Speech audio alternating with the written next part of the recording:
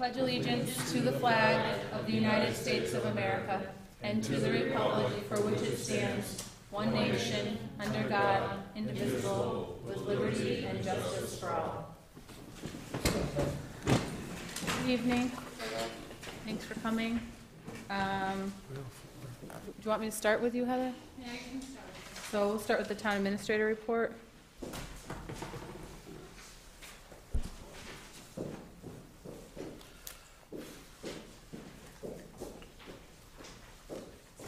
All right, I will be rather brief for you, or brief as far as I go.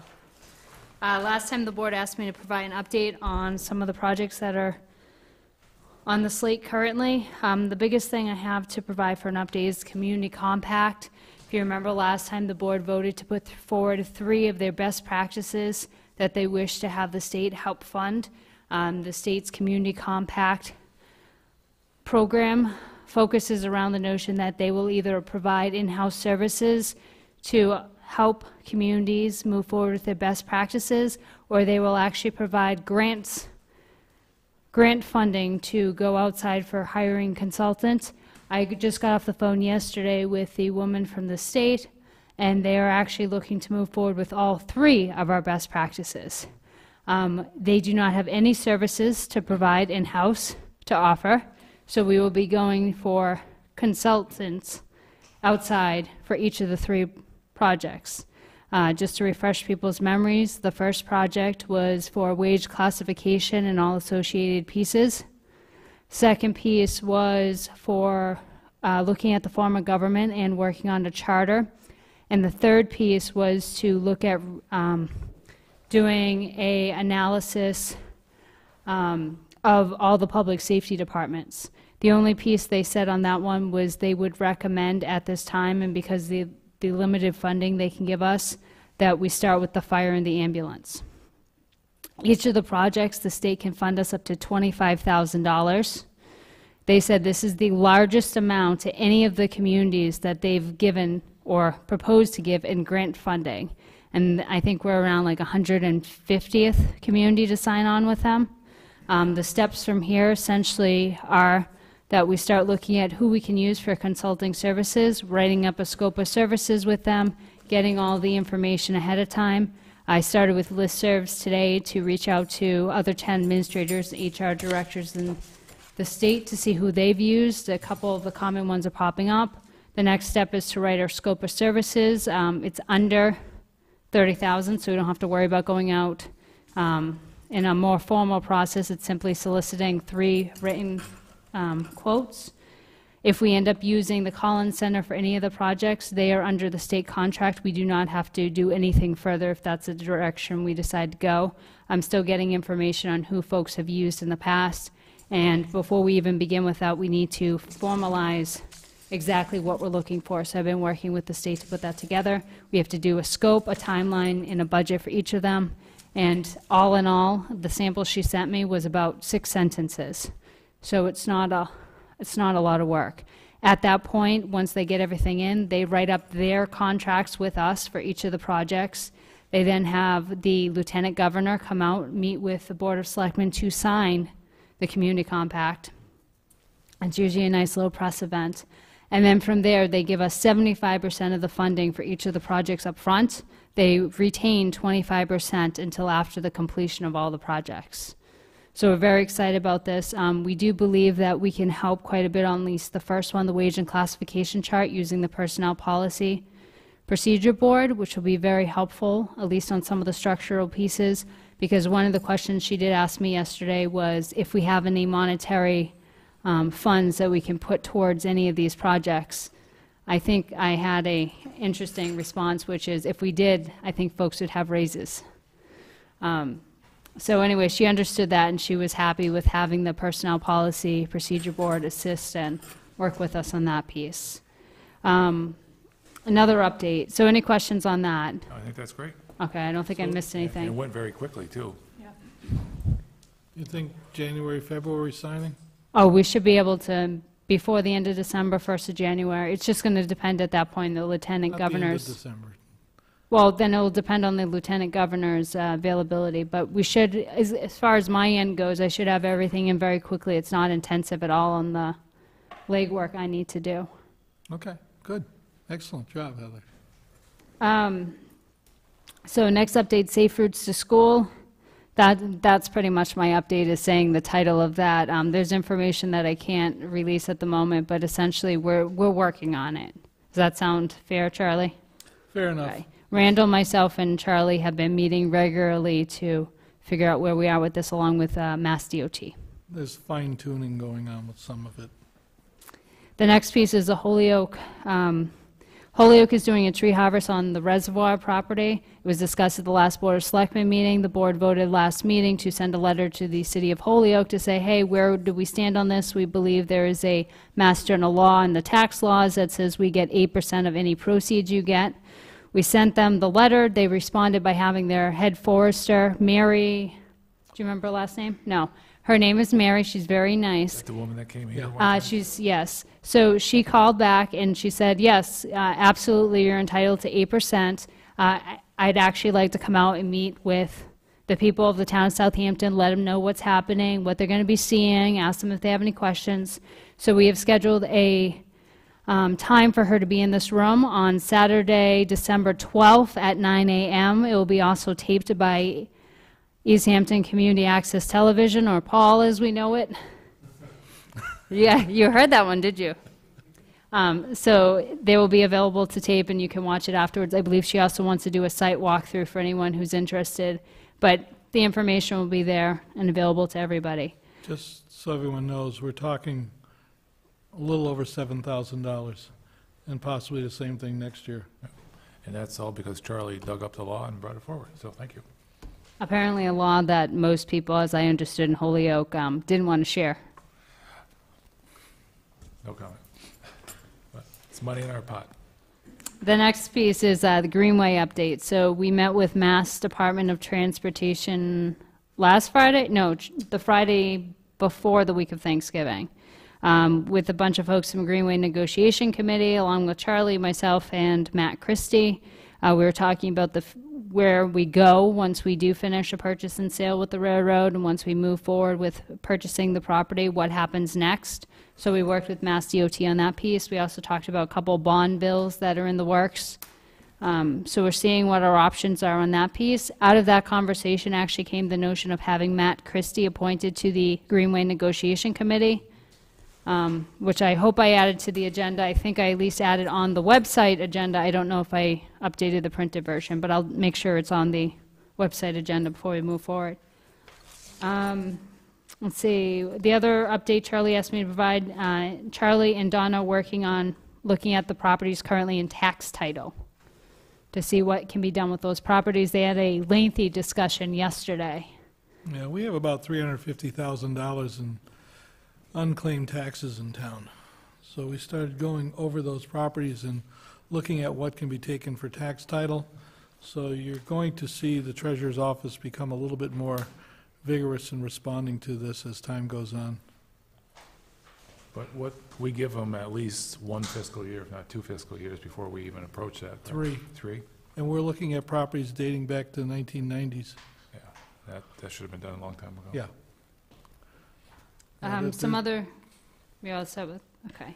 some other quick updates just for the board, as you requested last time. Permitting guide is still underway. Velda's working on that right now with the fee schedules for everyone. We should get to the departments in the next couple of weeks. Hopefully we'll have it ready and rolling, completely updated by January 1st. Winding Rivers, that's still work in progress. That's the Gwinner property on County and Cook Road. Let's see what else we got going on here. Collective bargaining is still underway. I am still working on the IFB for the HVAC system for the library. I think got everything typed up, finished today, so now it's just a matter of getting the specs, inserting the specs, and having a few colleagues review the document to make sure it's complete and we have everything. And then we move forward with the bidding process. We're very excited about that. FY17 budget process, we're meeting with everyone tomorrow. Community compact, I already updated the board. Bylaw Committee is still in the process of meeting. Capital Improvement Committee is looking to meet in January, and on the agenda is special town meeting for January. Any more questions? Okay, thank you. Select Board updates, liaison reports. Anybody? Jackie? Yes, I talked to Virginia Ahart, and she said that, yes, there will be discussing the decision on the funding for the reappraisal of the Guano property, and also the project proposal on the pavilion roof in the Kona Park. And they have a meeting tomorrow night at 5:30, and I will be attending.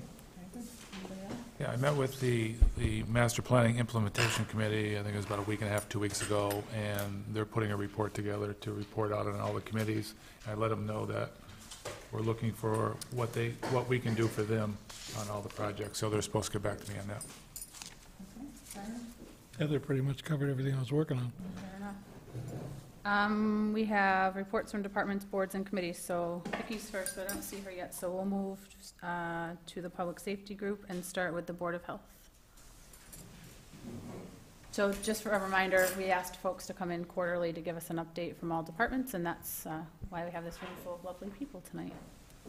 I'm Shelley O'Connell, Chair of the Board of Health. And just some things that our department is working on at the moment. I do want to start off by just saying that I'm pleased.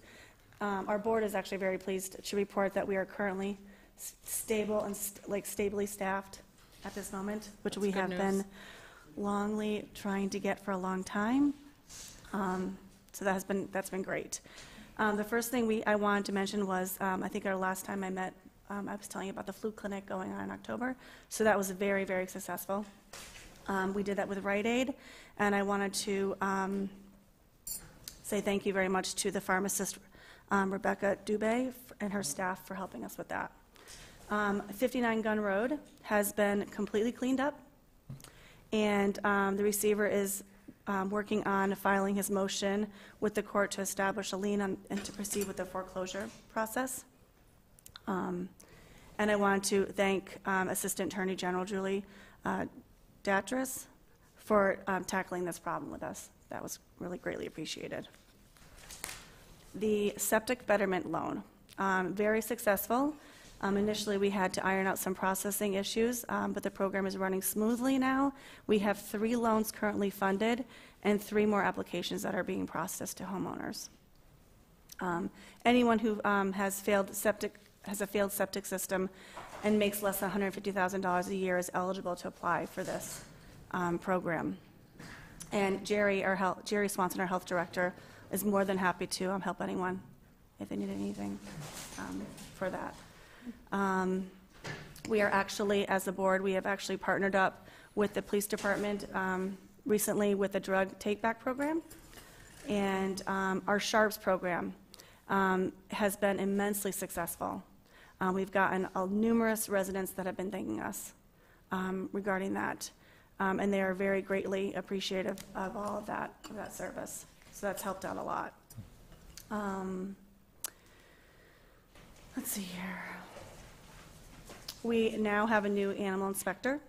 Ron Lauren has been helping us out with that. So that's something new for our department. And December 9th, our board is holding a hearing for tobacco products. And we're trying to increase the age of 21 on that. So we have that already posted in the paper for December 9th. What does it take to pass that? Is it just a vote of the board after input from the public? We have to have a hearing, Right. and then the board goes over everything, and then, Okay. take everyone's feedback, and the board is actually the one who finally makes the decisions. Is this going to be e-cigarettes too? Yes. So it's going to be age 21, and one of the things was prohibiting any of the e-cigs, any of the flavored cigars, any of that stuff would be eliminated from being sold in town. What time on December 9th? What time is it? 6? 6.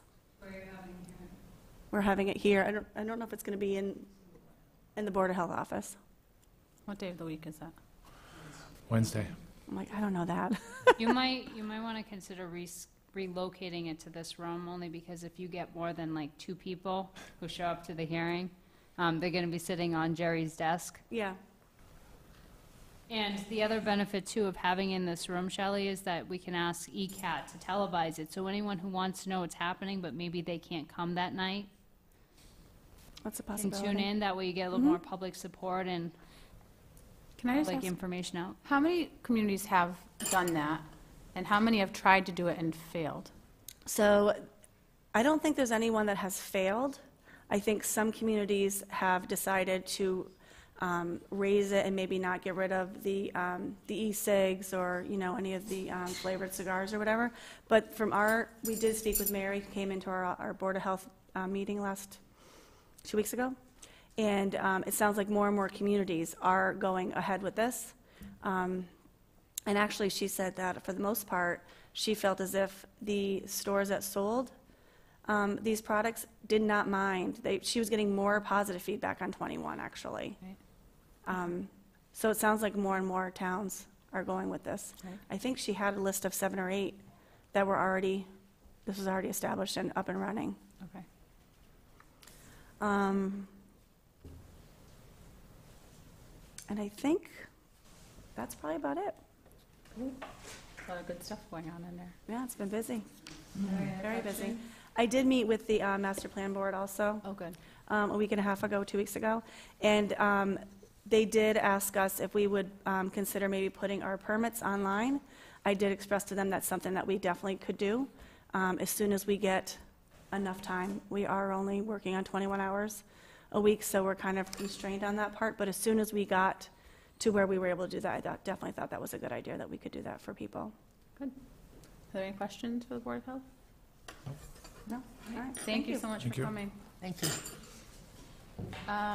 Emergency Management Director? I don't see him yet. How about the Police Department?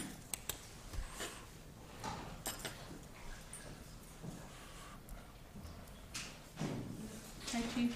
Good evening, everyone. How are you? Good, how are you? I wish mine was going to be as short as hers, but As long as it's good news, that's okay. You're telling me I need a new page for my notes? I'm sorry. Are you telling me I need a new page for my notes? Maybe, no, right. it should be all right.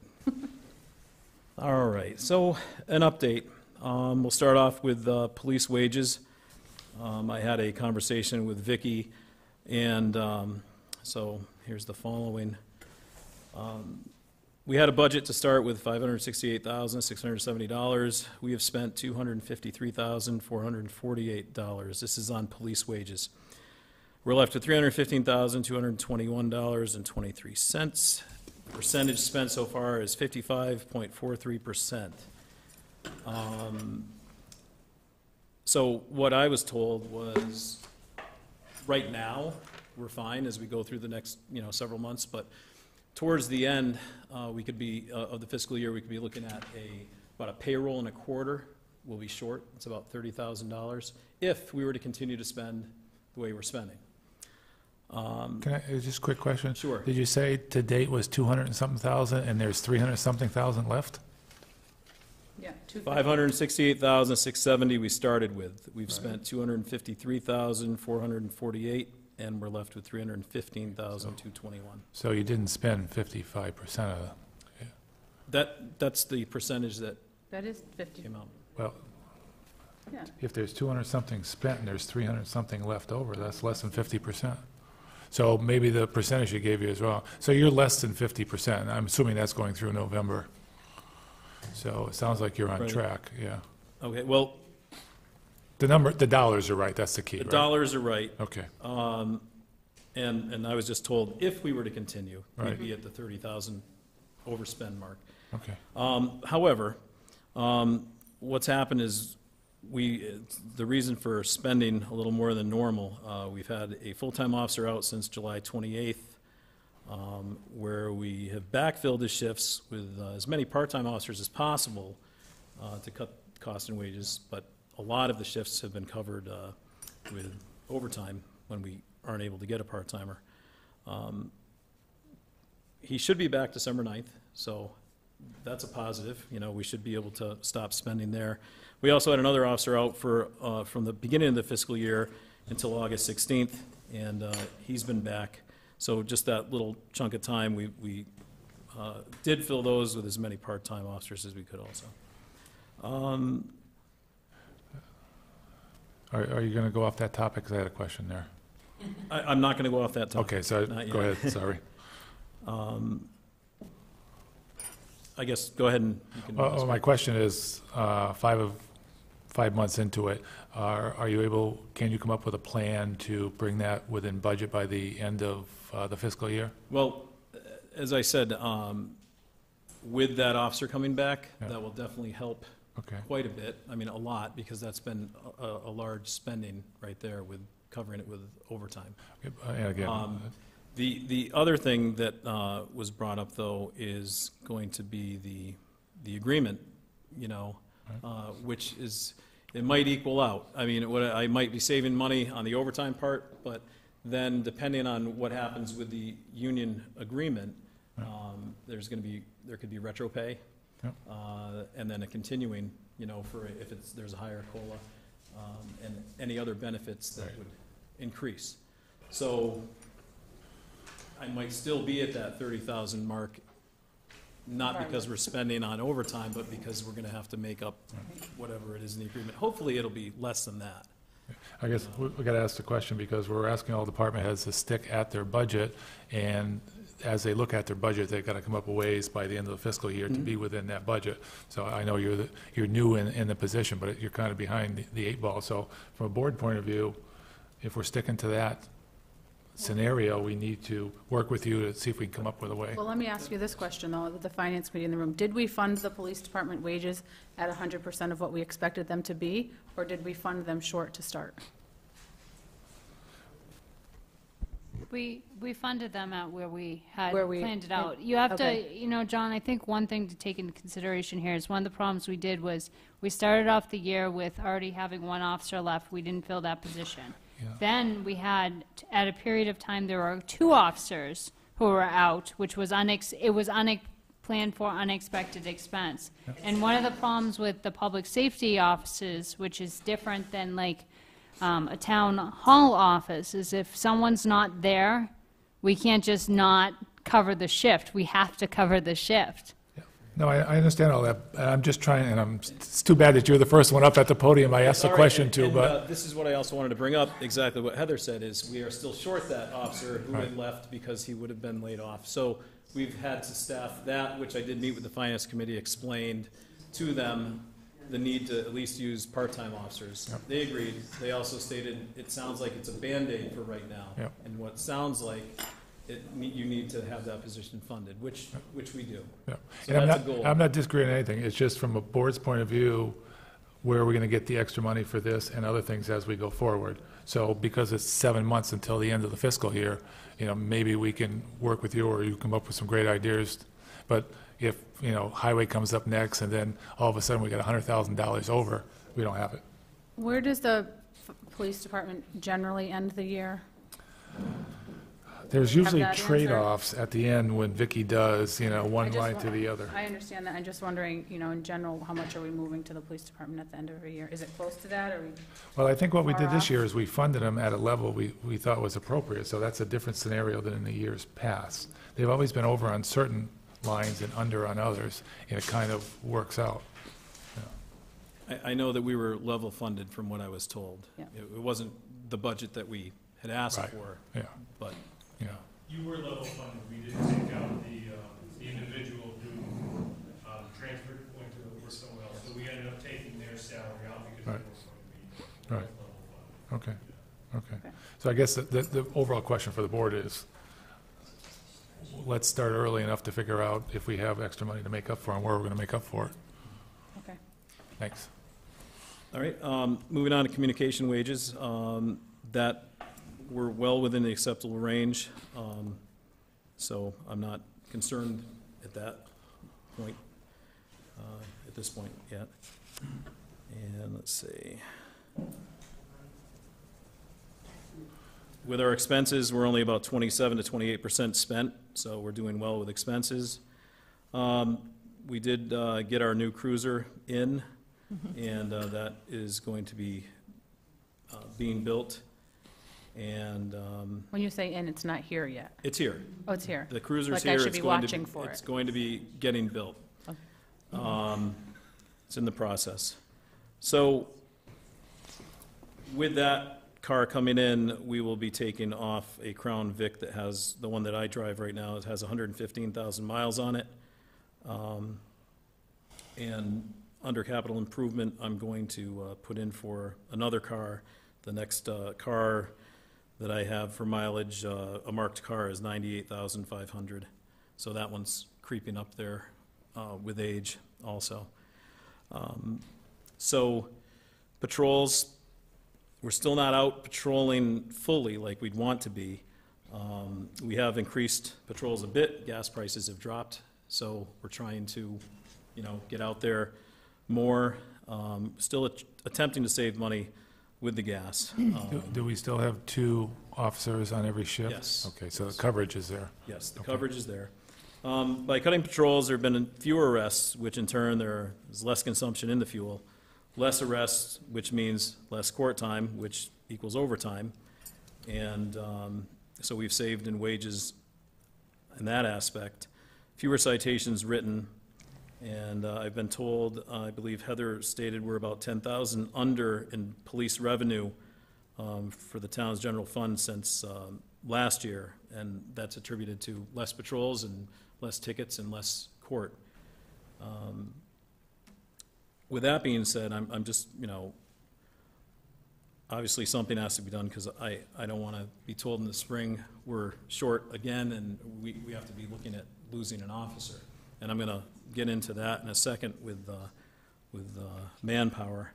Can I ask a quick question? Sure. Obviously, we're saving money on the gas, and we're getting less revenue for the tickets. Do we know how that? Well, as you know, the revenue comes into the general fund. Right, yeah. So, I'm just wondering I if would- one's offsetting the other or not. yeah, to get an exact number, I'd have to look at what we've spent in gas or not spent in gas Okay, versus, other years, but it's kind of tough because prices were higher, yeah. so. So, Mr. Chief, one Yes. second. Finance Committee has a comment. Just a quick question. Sure. The hot topic about the 9/11 grant, that $20,000 that sits there year after year. Yes. Is that any way you can use that to support your and deficit? that has to be used for training. However, money could be moved, that could be used for paying dispatch, I guess. And we could move money from the wages to police. I think we did discuss that at that meeting too, about being able to use that.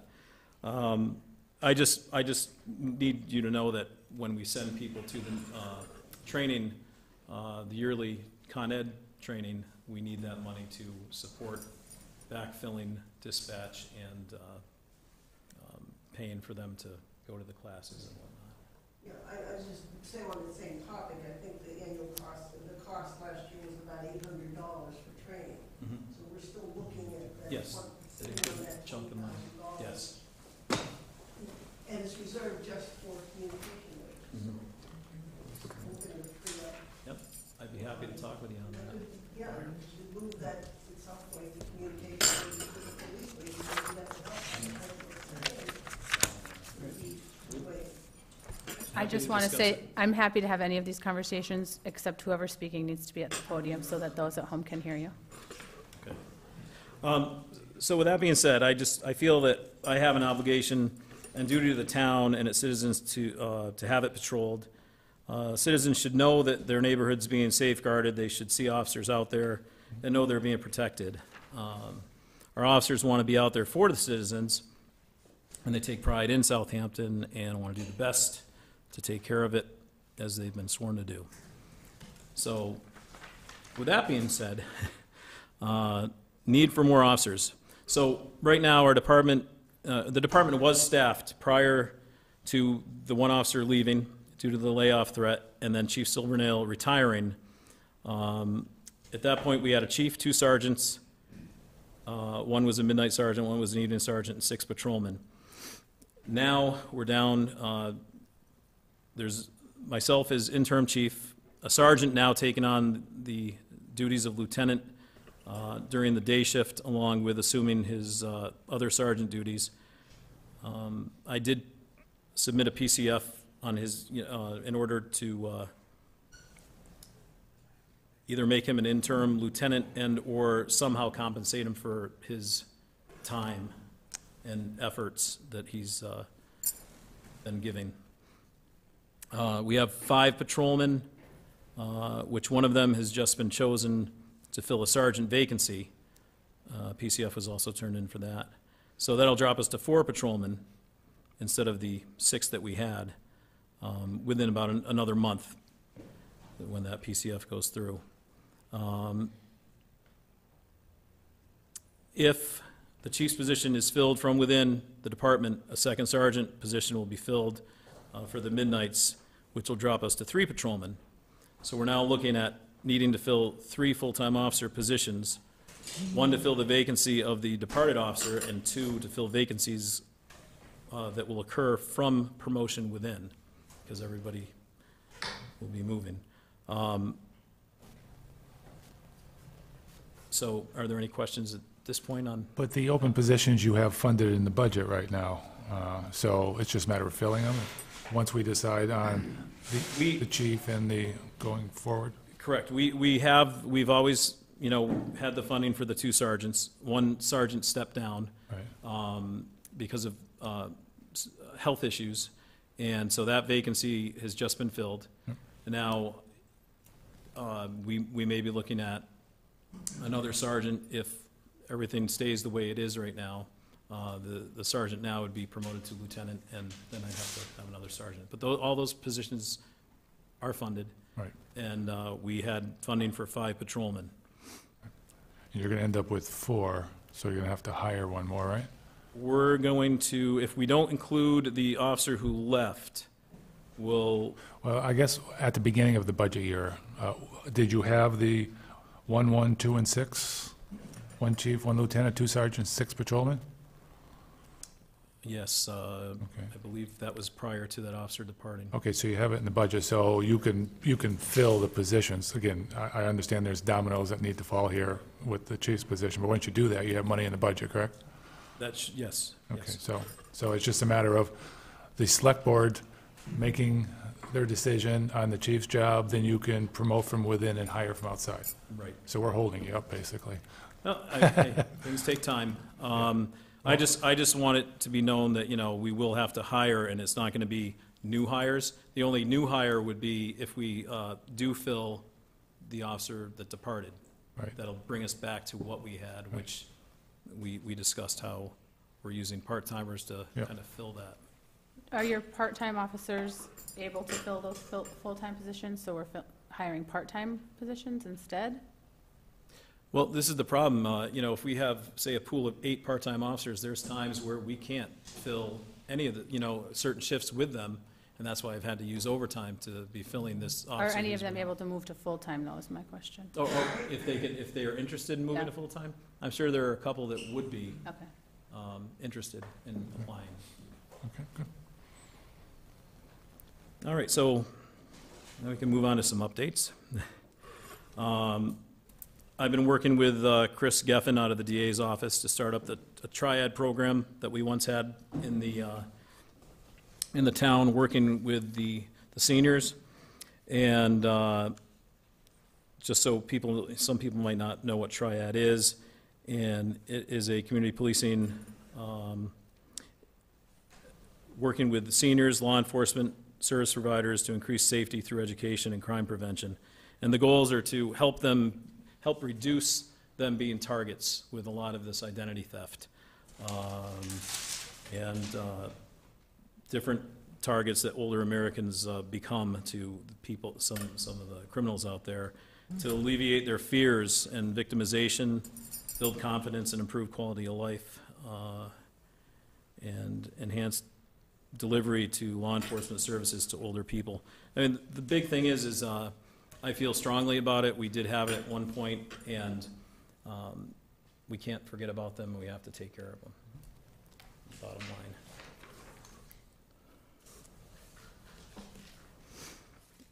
I also worked with Chris Geffen in implementing the drug take-back box that the Board of Health spoke about. It's located in our lobby. We did receive a waiver from the DEP, Department of Environmental Protection, in order to have that.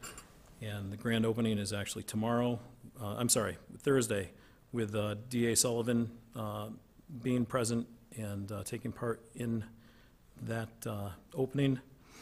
The total for the box was $695, which the DA's office pays half of that, at $347.50. The other half would fall to the police department. However, partnering with the Board of Health, they decided they would help. We're happy to help fund half of our part. So we're each paying $173.75, which I thought was great. Now, how does that work? People are able to drop off drugs, syringes? No syringes. The Just syringes will still be here at the Town Hall at the Board of Health office. They Okay. have the receptacles for that.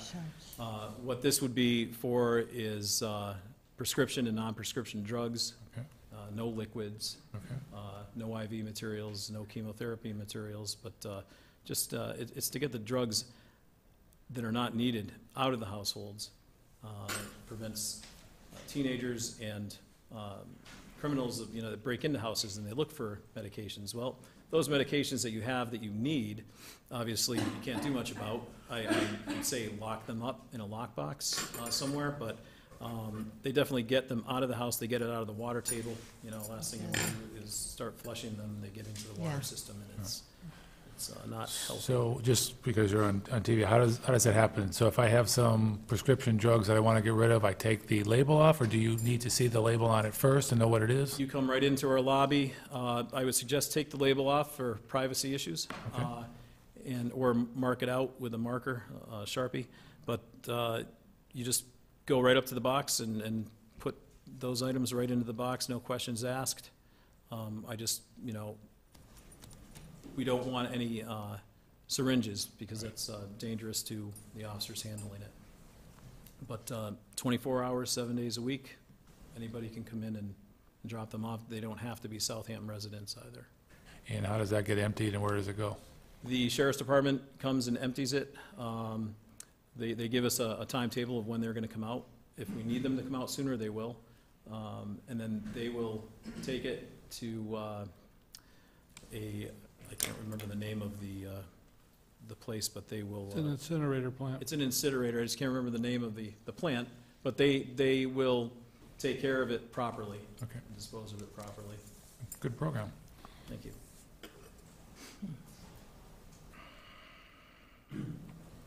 I'm also working on trying to get bids for a door to be put in to the PD to enter our booking room from the outside rather than having to go in through the lobby.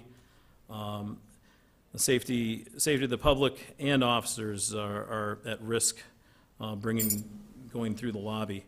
We have glass countertops. We have people that are in the lobby sometimes, and those people are sometimes victims and or family members of either party, either the ones arrested or the victims, and it can, as you can see, there's a potential problem there. You have to ask people to leave the lobby if there's a cruiser coming in with an arrest. Now we have people out in the parking lot, the officers getting out of the car with that individual. So what we're trying to do is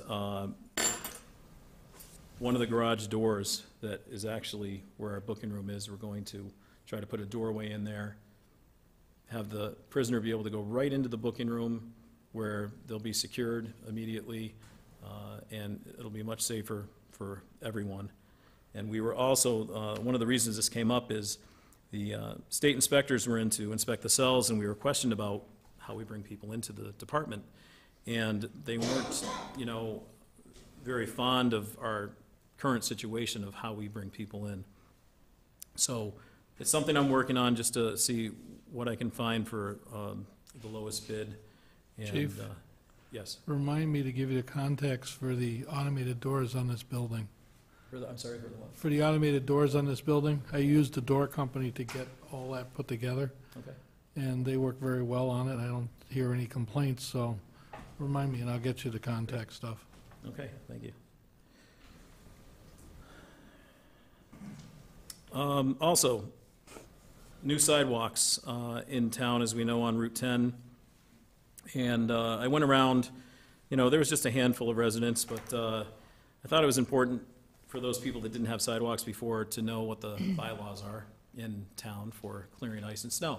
So I went out there 3 weeks ago with a flyer I put together, including the bylaw, and spoke with people about it that were home and left it in the doors of those who weren't, just to give them a heads up and some time to come up with a plan, because some people might not realize what's expected of them now that they're the proud new owners of the sidewalk in front of their house, and give them time to get things put together so they can be in compliance, and we won't be putting warnings on their door. How'd that go? It went well. Did it? People were happy to get the information Good. ahead of time. It also gives you exposure, I think, to the folks, too. Sure. Yeah. I'm also going to be speaking with the state DPW about cones with the pedestrian crosswalk laws on them.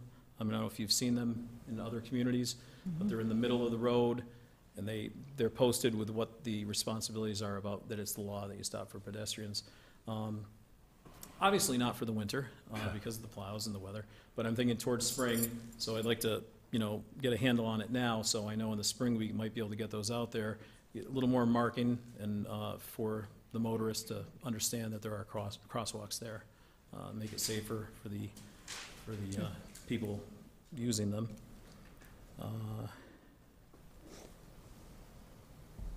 I'm also in the process of working on getting nasal naloxone, the Narcan, to be carried in the med bags by officers for the opiate overdoses and heroin overdoses.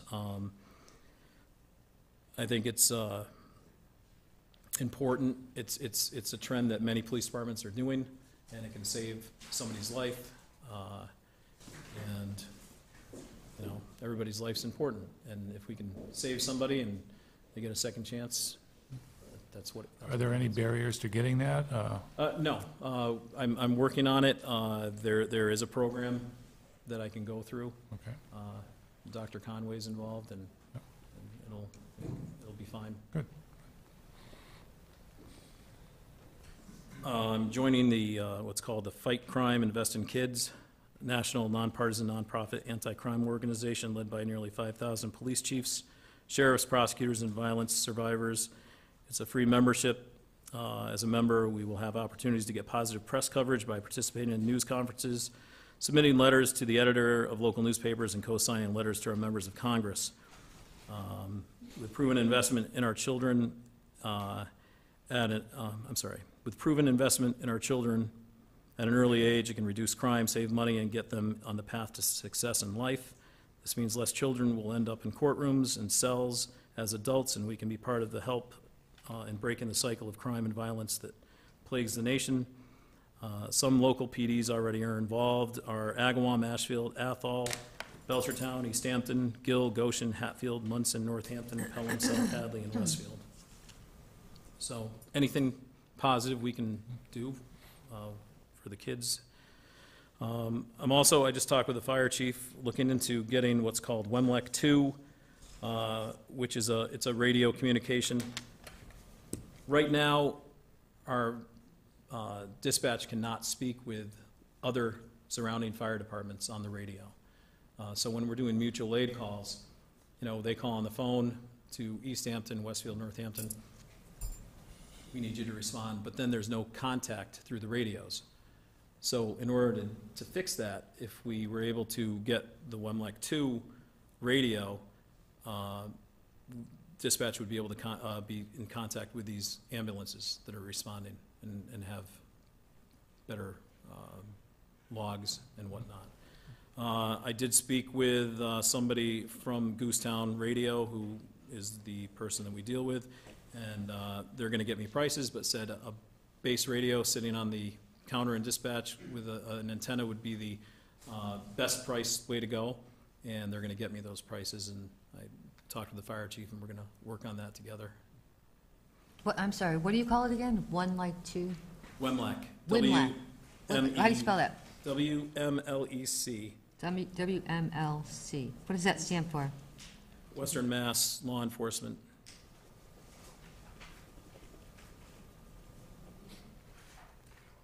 I'm almost done, everyone. All right. I'm also looking into stationary radar speed boards for the center of town and the school zone area and/or any other areas within the town. If there are suggestions, obviously, there, you know, I did see a price at one company about $2,100 to $2,300, and they'd be permanent posted boards. That says how fast you're going? Yes. Like right near Pleasant Street would be a good place. And so it's kind of like our portable one, except it's just on a pole, and I'm sure you've seen them in other communities. And I thought, you know, if we could do something, and obviously I'll look if there's grants, but have it in the center of town where we have our fire department, police department, and crosswalks, and have one at the school zone for obvious reasons, so people can see. A lot of times people don't realize that they're going over the 20 during that school zone period. Are these solar powered? Yes. Okay. Yeah. And I'm also looking at carports for the cruisers, and they're priced anywhere from $2,000 to $3,000. And it's just an idea I have right now. And right now, when we have ice and snow through the winter, when the cruisers are parked, those line cars are just idling. If the officer's in the station for some reason, they're idling, so they don't get ice and snow built up on them. Not good for the cars just to sit there idling. Not good for the gas consumption and the savings. And it would put a cover over them to alleviate that problem and having to keep them running. So, you know, just something I was thinking of, and it would also help, you know, in inclement weather, it's pouring out, officers have to do their cruiser checks and whatnot, and they do them in the pouring rain, and, you know, no problems, but if I could get the carport over them, it would help in a few different areas. And the last thing is that we've been doing this for several years now, but if you've seen the sandwich board in front of the station, we're doing the food drive again, accepting donations for non-perishable foods to be donated. And the sign reads to the Northampton Survival Center. And I never knew that Southampton had the community covered until recently. So being in Southampton, I thought we definitely need to support them as well. So I'm going to be getting the boards made up. We put them out at holiday time. I'm going to get another board made up for the Southampton Community Cupboard to help us. So You've been very busy, Chief. yeah, just a few things. But have you been enjoying it? I'm sorry? But have you been enjoying it? Yeah, I mean, I like the challenge, enjoy the challenge, and it's something that I think is, I mean, it's important to me. The department and the town is important to me, and I look forward to being able to continue. Yep. I've had people on the street come up to me and give you great, what word am I, praise, that's the word I'm looking for. So just randomly, people, sometimes I don't even know them, so it's good to hear. Thank you. You're welcome. Thank you. Yeah, any other questions? No? Okay. Thanks, Chief. Thanks. I'm going to backtrack to the budget update with Vicki. Hi, Vicki. That's okay. All on the same day.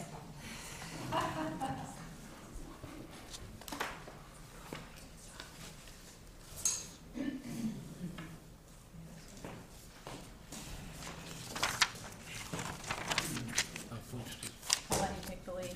Okay, so I'm going to start with the 16 budget. Because I came in a little bit late, I am not quite sure, oh, Mike just disappeared. I'm not quite sure if he spoke with you about his budget line items. So he thought that after your conversation, you'd end up about a payroll and a half over at the end of the fiscal year if we continued this way. Correct, for the police wages. And him and I had an extensive, well, maybe not extensive, but we had a conversation today about that and where it could go, what could happen, and we will get together and have a conversation to brainstorm of where do we think some of that monies, would come from. One of the thoughts was if the CBAs end up being there's going to be a COLA in there, anything that would be retroactive, we could potentially take out of a stabilization because that is a one-time increase, which wasn't necessarily budgeted in these numbers at that time because we didn't know what that would be. And then go from there is in terms of, the conversation led to his police department expenses, which are a little on the lower side right now, but, as him and I had talked, we're not quite sure what uniforms the gentleman will be needing at the end of the season or the end of the fiscal year. The same thing with ammo, because they do need to get certified, and they have to go through all that ammo. So those types of things, and the gas for the vehicles and how much they would use and how much they're patrolling. So there might be some money left in that police department expenses to cover some of that, but not a whole payroll and a half, which is probably about $30,000. Because on average, his payrolls run anywhere from $21,000 to,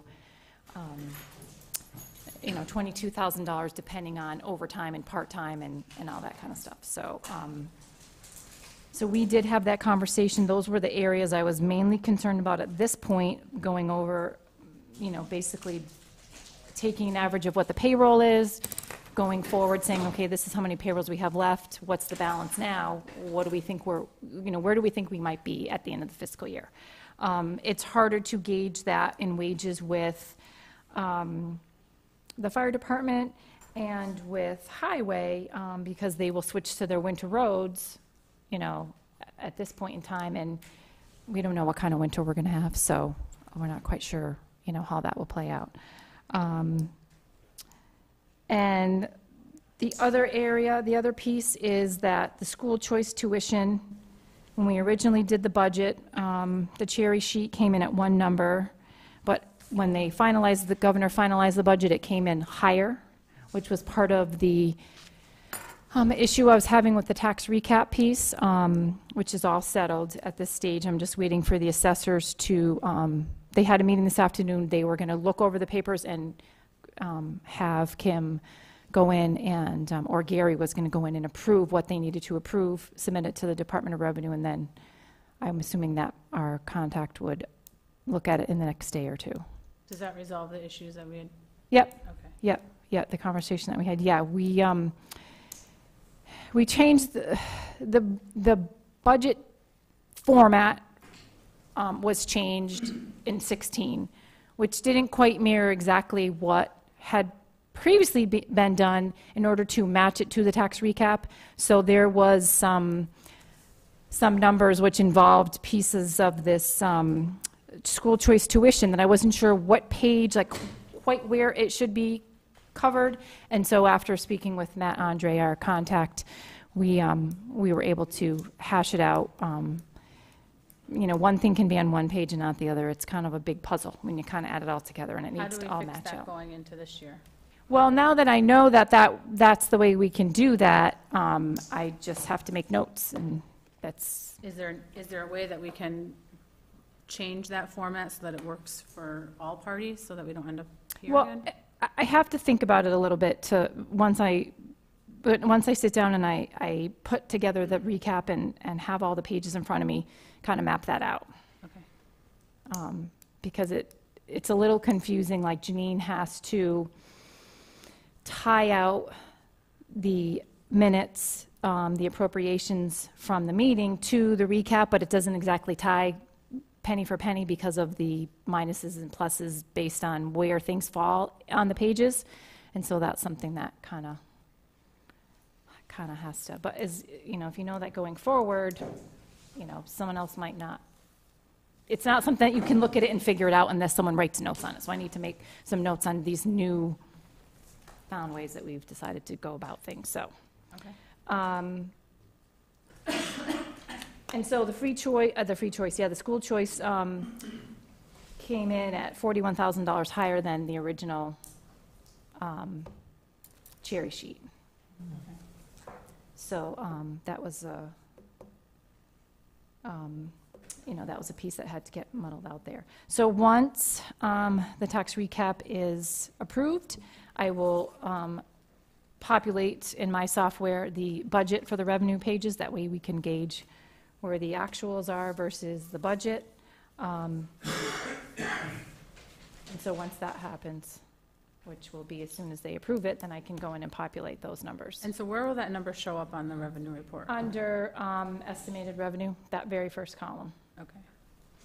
Because this revenue revision column is for anything that we've received, that we've posted, that Donna would receipt, that people have turned over, we've gotten from the state, from, the different departments.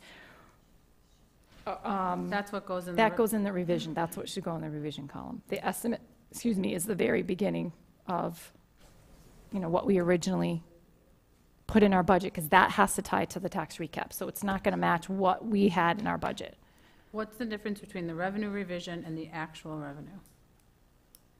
The revenue revision is the budgeted, Okay. and the actual is what we've actually taken in. Thank you. Okay. Finance Committee, do you have any questions? No. John? No. Jackie? I'm good, thank you. I don't know, you're done though. Yep, unless you have any That's it? questions. I mean, that was the big, That was the big piece. big concern was Okay. the police, and Mike and I had a conversation about it at this point. Everything else pretty much looks kind of on track. Nothing, no outliers at the moment. No, Randall and I had conversations about the park wages in terms of him mowing the park, and we have been in contact with the park department, or the park commission, rather, not the department, to determine where they want to charge those funds. So currently, they're sitting in highway, and I can do a journal entry to correct that. They have been collecting fees for the new Labrie Field, so if Randall happened to mow Labrie Field, they would be able to use that to pay for that, but I need permission from the parks because that is their account, that's their fund. I can't just charge anything to there that Okay. we need to, Liz? so. I just have one question, Vicki. I noticed, so it looks like we're at about 38.46% when you're looking at a salaried employee. But Where for are you some, looking, Heather? I was just checking out, if you look on my salary line, it says 38.46% expended. It's a consistent piece if you look at the salaried employees, because we get paid the exact same amount. But I was just curious, because I scanned through this earlier, Vicki, and for whatever reason, Randall's line for highway superintendent salary says 34.61%. I don't know if that was a discrepancy or something just weird happened. I would have to look, everyone gets paid the same amount every week. This does not include the payroll that you're gonna just sign, because that would be posted as of December 3rd. But it just seemed out of whack. Yeah, he gets paid the same amount of money every week, so I'd have to look at that and see why that's different. That's percentage-wise, that's about right, 34%? Yeah, but my salary line and Donna's salary line on the same posting was 38.46. Yeah. So if we're 38.46, why is he 34? Do you know what I'm saying? Yeah, but I think it's It's- close enough, depending on... But it shouldn't change. These salaried employees should be getting paid consistently. It should Right. be at the same percent. Yeah. I just want to make sure we don't have a glitch with the software or... Anything else? No, thank you. All right. Thanks, Vicki. You're welcome. I'm not ignoring the fire department, I'm just going in order since the emergency management director came in. So you're up, sir.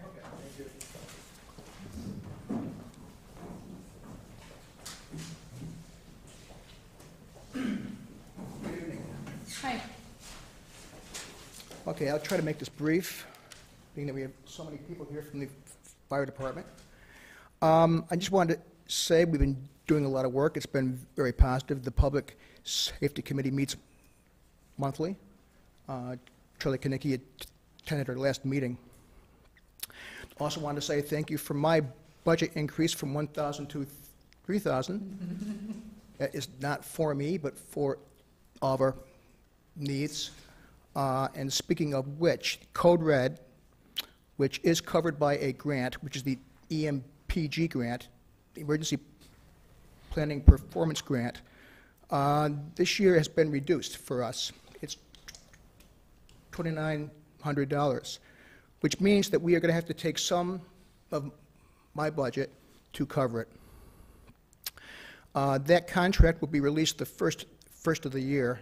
I believe that we're going to have to cover the expense from now until the first of the year. The whole $2,900 or a portion of that? It's my understanding, Heather, back me up here on this one. I think we need to pay it up front. It's reimbursable, though. But the cost for Code Red itself is about 49. Okay. So the 2,900 is what we're going to get in grant funding this year. Last year, we had, I think it was a little over 5,000 What in happened grant last year funding. was it was two years grants combined for us. Okay. So, but this year there's going to be, a shortfall a little bit. So the money that I have will cover it. Okay. Perfect. Code Red is very important. Yes. It's our emergency communication network for our town, and it lets all the people know what's happening. Very important. I just wanted to mention that coming up next week is the MEMA quarterly meeting in Agawam. I'll be attending that. That's Wednesday, 12/9.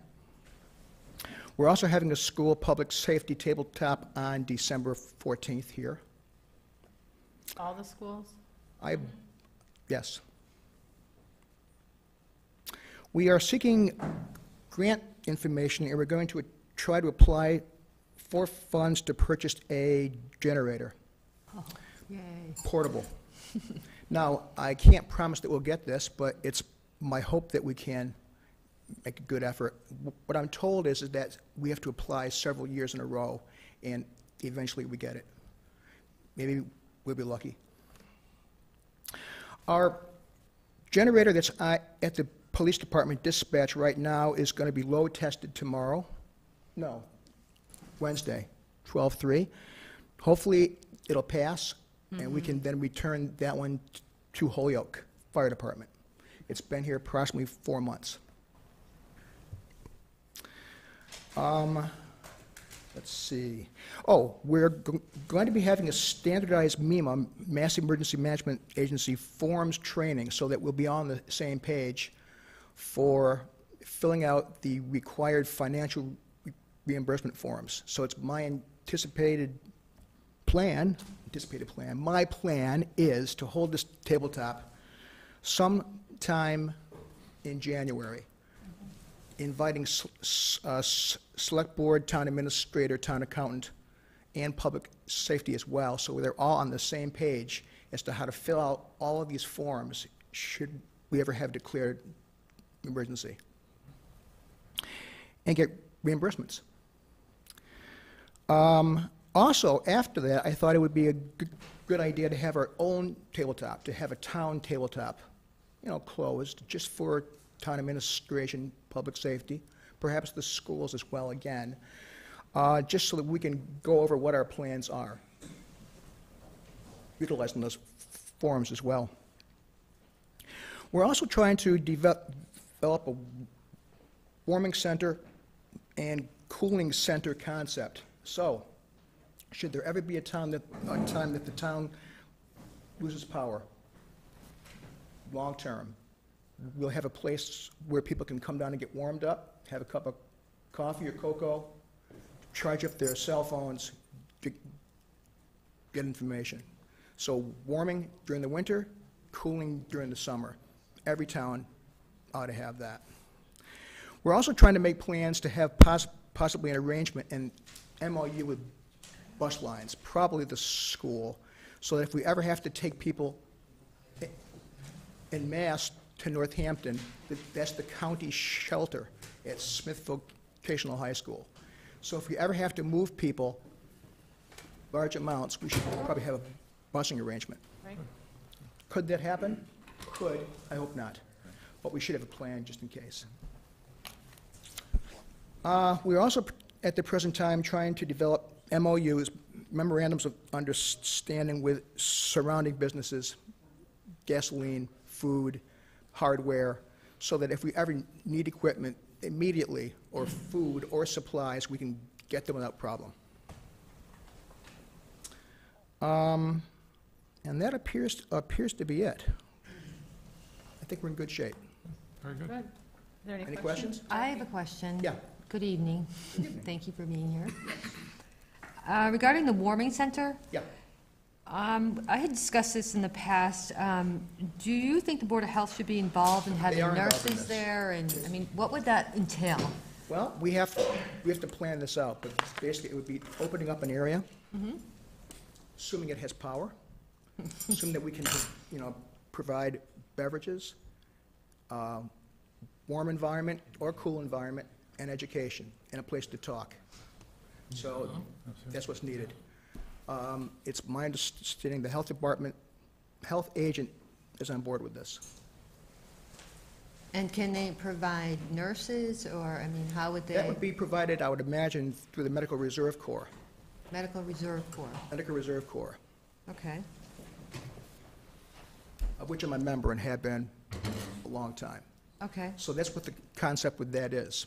If you do need help medically, you can make a request through the Hampshire County MRC coordinator, and they will provide the assets. okay, and then, thank you for that. And then the last thing that you mentioned, the MOU, you're saying that we should be in touch with towns. I mean, can you elaborate more on that last? First off, we are in touch with towns. So Right. our surrounding towns, we do have a understanding. That's an MOA, MOA, sorry, memorandum of MOU? agreement. And there's MOUs and MOAs. Okay. So that's ongoing. But this MOU will be with businesses.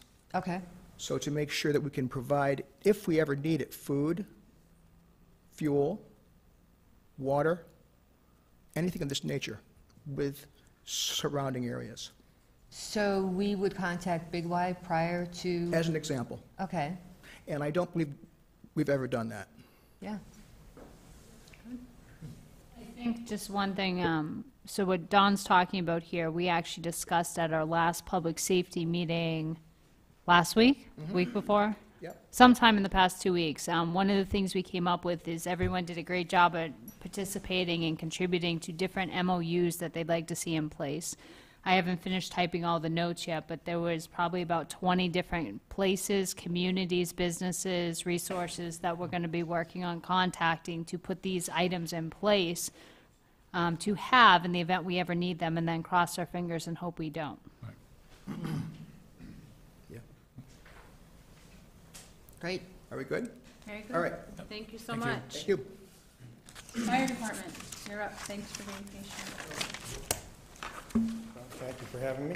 Fire Chief John Workman. Our budgets are looking pretty good. We're down in revenue just due to not being ALS for a period of time this summer. But in that same light, our wage accounts are up a bit from that. We've had some unexpected expenses in regards to vehicle maintenance and some building maintenance and alarm panel there for about $7,000, which puts some of our expense line items tight. We've had a successful safe public education program in the schools this year. We had a great open house, a lot of good participation. From that open house, we'd offered a sign-up for folks to sign up for CPR free to Southampton residents. So anyone that would like to get trained in CPR, contact the fire department, and we'll make arrangements. Did you have anybody sign up? Yes, we did, and, yep, but it's still an open book, because the other thing we've done is we've trained additional fire department staff to teach CPR. So that will hopefully be an ongoing event. We just done with the Boy Scouts. Southampton Youth Black Association, I just call it basketball. Oh, good. So we've just done an event with them also in CPR. So that's been very successful. Excuse me, Chief? Yes. Apparently, they can't hear you at home. Oh. Testing, testing. How's that? In the old days, I'd have to get home to know that, but I... No problem. Better, I assume. Let's see. One large change that we've had recently, we have a new EMS coordinator. We have Bob Moore, who has years and years of experience. Bob, how many years do you have in this industry? I know, and I hate to put him on the spot, but it's actually something to be proud of. 30, 40, yeah, 46. Okay. One of the positions that Bob held was with Holyoke Hospital as an EMS coordinator there, and he's now working for us in the capacity of EMS coordinator, and it's a welcome addition to our team. So, welcome, Bob in. I was wondering why he was following you around. Well, yeah. Yeah. Every year we have an annual ambulance inspection. This year is no exception. During this year's inspection, we, after talking to the state OEMS, they'd given us a notice of deficiency to remind us of our commitment to the paramedic service for the future. I know that since the selectmen had signed off on this agreement, at least the previous select board, you're well aware of the financial commitment and promised additional staffing that are part of that agreement that was signed into.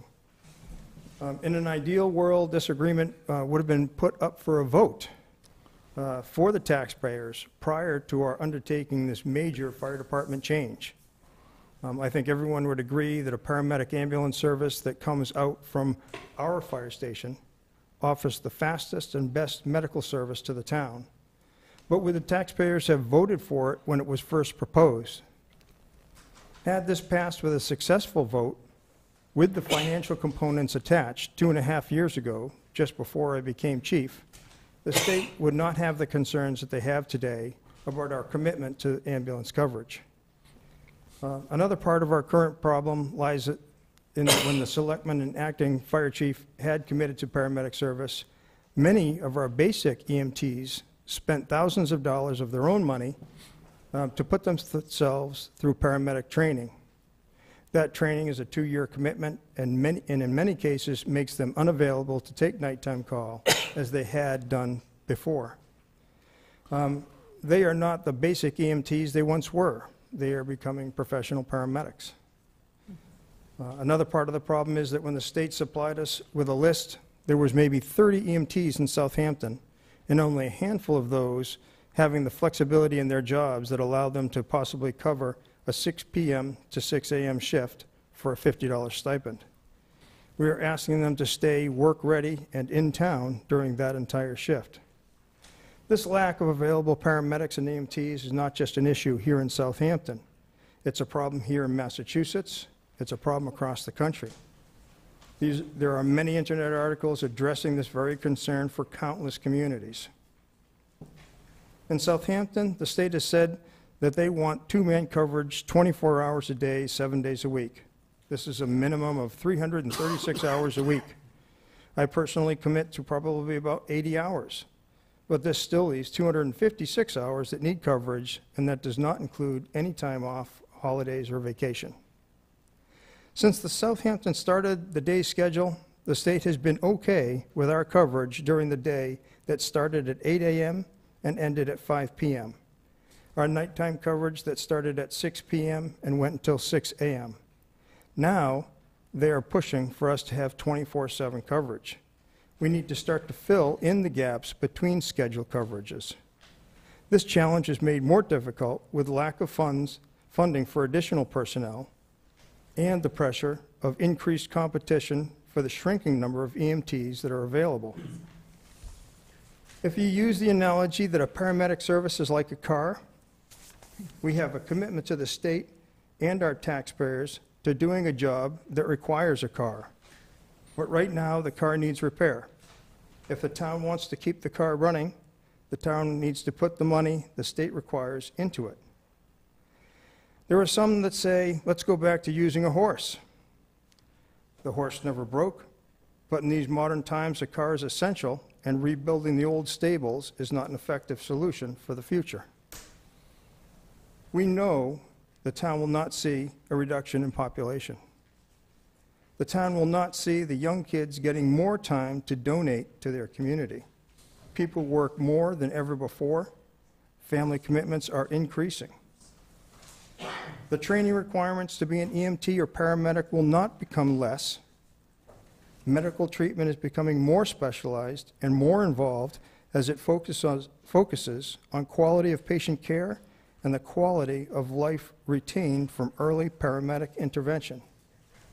We are fast outpacing the days of the horse and buggy. So where do we find the answers?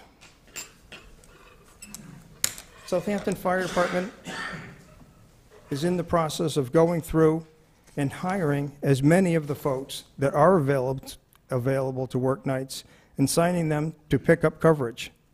This is an ongoing and changes as people's lives change and as each individual's availability changes.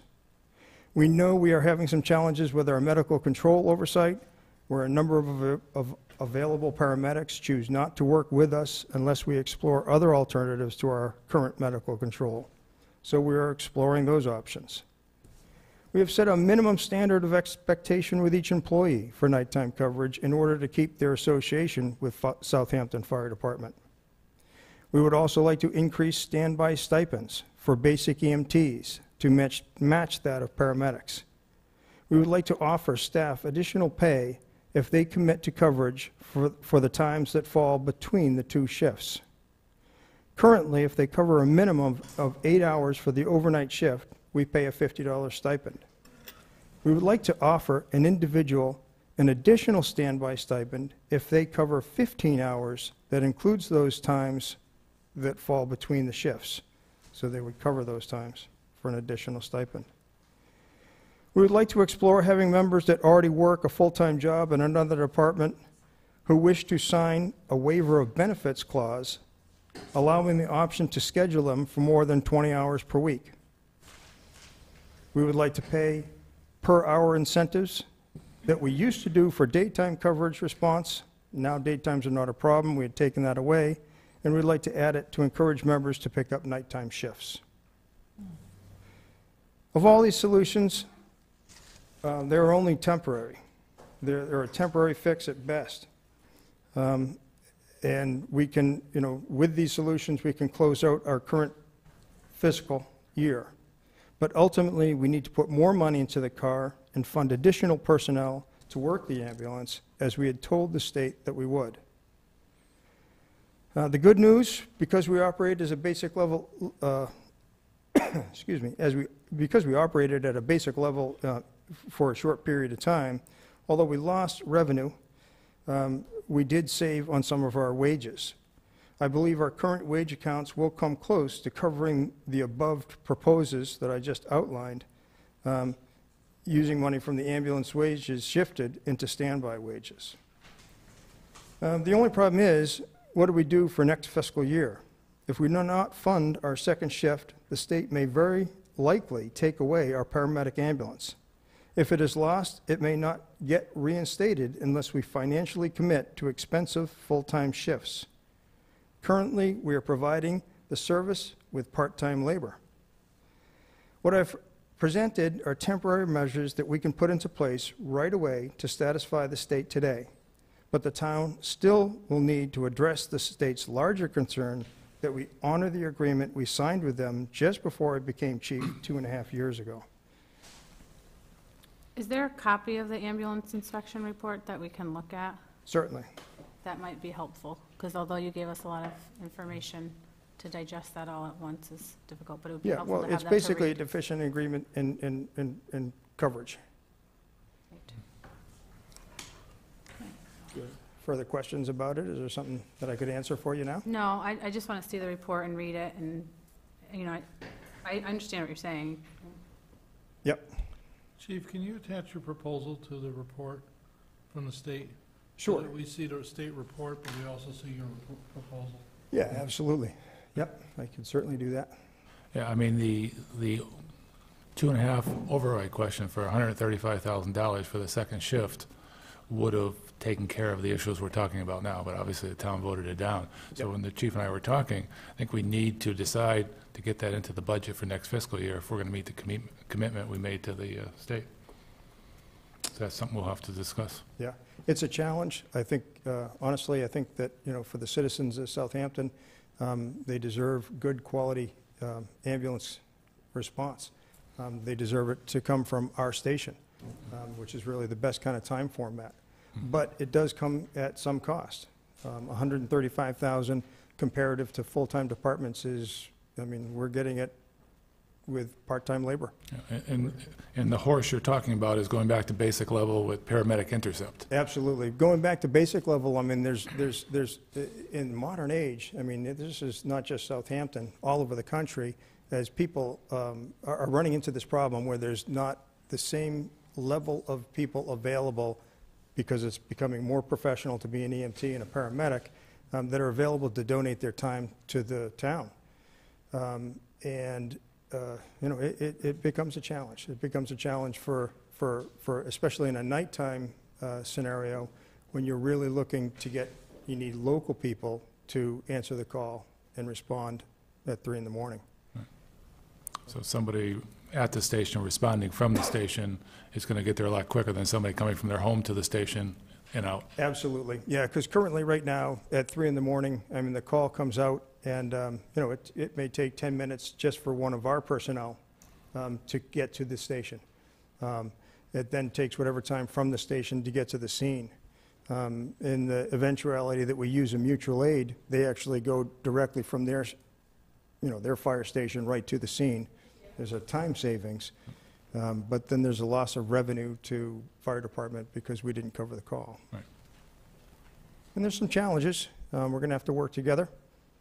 It's going to have to be something that we, all pull for, including, hopefully this is something that the taxpayers wanted when it was first, proposed by interim chief at that time and voted on by select board. Hopefully that's really what the town wants. I think it's the right way to go, and I'll certainly work my hardest to make that happen. Jackie, do you have any questions? No, I don't. Thank you. Sure. I guess my question is, I'm seeing some folks from the fire department out here. Can we have some open time so they could, if they want to say something, they can say it now rather than keep them waiting? If they're here for a reason, we can talk about it open time for the public, no? Well, how far down is that? If it's to do with the fire department, it'd be nice to hear it with If them. there's anybody here at this moment that would like to speak on behalf of the fire department, we would love to hear from you. Would you like to say that? Yeah. Yeah, I think I. Okay, that's fine. Yeah, appreciate that very much, though. No problem. Any other questions for the chief? Nope. Okay. Thank you. Absolutely, thank you. Thanks, Chief. We have a joint meeting with the water department and the finance committee to talk about the PRF for the water technician. I'm going to turn this over to Mike. There's a PRF for a water technician in the water department. The PRF is at the finance committee currently, and they have some questions and concerns that they want to talk about. Hi, water department. Hi, finance committee. So I just want to remind you that you may have to stand next to each other.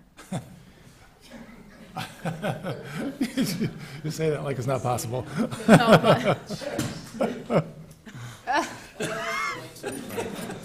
Kumbaya.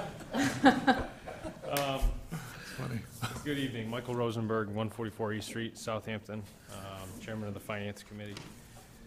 We received a PRF for a water technician before us, sort of on a few weeks ago, 3 weeks ago, I think. We reviewed it as a group and just had some questions. To go over the PRF, it's for a new position in the water department. Pay scale between $23 to $25 per hour, 18 hours per week, with your annual cost of $21,528 to $23,400. This would be paid out of the Water Department Enterprise Fund. The reason for requisition: due to requirement by DEP for chlorination, the town well requires servicing 7 days a week with response to service calls on a 24-hour basis. Since there's only a single full-time employee for the water department, an additional qualified person needs to be available on an as-needed basis. So with that information, we had a couple questions. We do our best to fully vet and review these so that, you know, we answer the questions in a town where every position is important and sensitive, and departments don't have the ability to just add positions or give raises. We like to fully vet these positions. So a couple of questions we had. One was I guess the reason for the position. Our understanding was the water department has always been sort of a one-man band working with the highway department. There was no, at least for FY 2016, the water department budget, there was no talk of adding an additional member to cover on-call duties, sort of labor duties, as you'd call them. There was talk of adding a, let's see, it was an admin-only item. So just, I guess, the reason for the new position versus the single position which it used to operate with. The other question we had was, I guess as a grand scheme, the annual cost, $23,000 a year to be on call. I guess that's, are you paying someone 18 hours a week to wait for an emergency phone call to respond? Or is that a fill-in as needed for holidays, vacations? How does that structure work? Because, I mean, $23,000 a week is it's a good additional income for an individual if it's 18 hours a week, and if it's Friday, Saturday, Tuesday, Saturday, whatever the schedule is. And our last question, I guess, and this is more of a broad stroke, we talked about it at our last meeting, was, you know, we have a water department which it seems to sort of divested itself from the highway department a little bit. It's moved to a new facility, my understanding. It's putting revenue into, or it's putting, making improvements to this new facility when, you know, the highway department sort of depends on the water department depends on the highway department. They work as a synergy in terms of helping each other out, equipment operators, superintendents. So why are we not looking to utilize highway department individuals who may be partially certified for this, or who could very easily be fully certified to cover some of these on-call duties, to split some of this with the highway, who has helped the water department in the past with a lot of things. And we drive by water main breaks, new water installs, and there's always highway employees there. So why not keep that relationship going of them working together, and, to be honest, working on cost-saving measures instead of bringing in someone from the outside to utilize the individuals that are here. You know, it would entail some sort of a stipend and on-call rotation. A lot of those things can be worked out with union organizations. Where we work, we have similar situations with on-call and how that works. So those were our three main questions. I will move away from the podium. So I guess Tom Neal, Chairman, Board of Water Commissioners, Thomas Circle. So I guess the first question was why the need for, just paraphrase, why the need for the new position when we've had just a one-person superintendent in the past. With the total call form hits that we had a year and a half or so ago. Thanks. I was just going to ask you to turn around so they could hear you at home. Okay. Maybe Mike should move forward. Or talk to you. Yeah. There we go. There, perfect. And so when that occurred, it was mandated by state DEP that we go to go to chlorination. We did not have chlorination required of our water system previously. It'd be an occasional, if we had a break and mains were repaired, we'd use chlorination to sanitize the lines during the repair, but there was no full-time chlorination going on. With the chloroform hits that we had, we were mandated to go to full-time chlorination. So now there's a chlorination system at the well. that runs anytime the pump's pumping water into the system, and that requires monitoring and maintenance every day. So now it's, because that's 7 days a week, we're looking to have a part-time person to handle that additional coverage. So it's not an on-call position, it's a Not an on-call 18 position, hours it's an 18-hour-a-week position. position? Okay.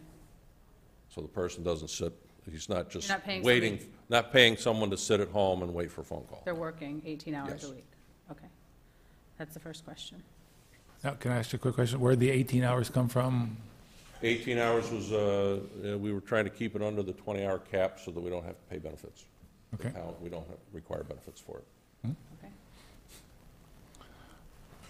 Second question was about utilizing other personnel from the highway department. Yes. Okay. And at present, the personnel at the highway department have only distribution licenses that allows them to work on the distribution system. They don't have treatment licenses to allow them to work on the treatment system.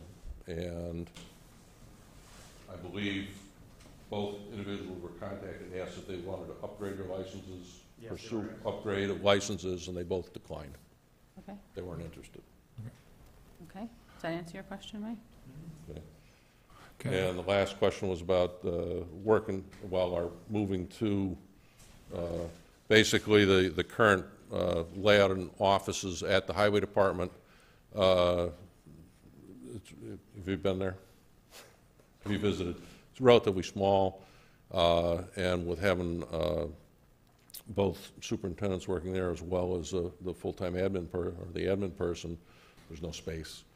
The water department already had the building down on Pequot, and the decision was made, we initially had discussions with Randall about looking at putting in a temporary office, like a construction trailer office, on the site of the highway department, and utilizing that as additional office space.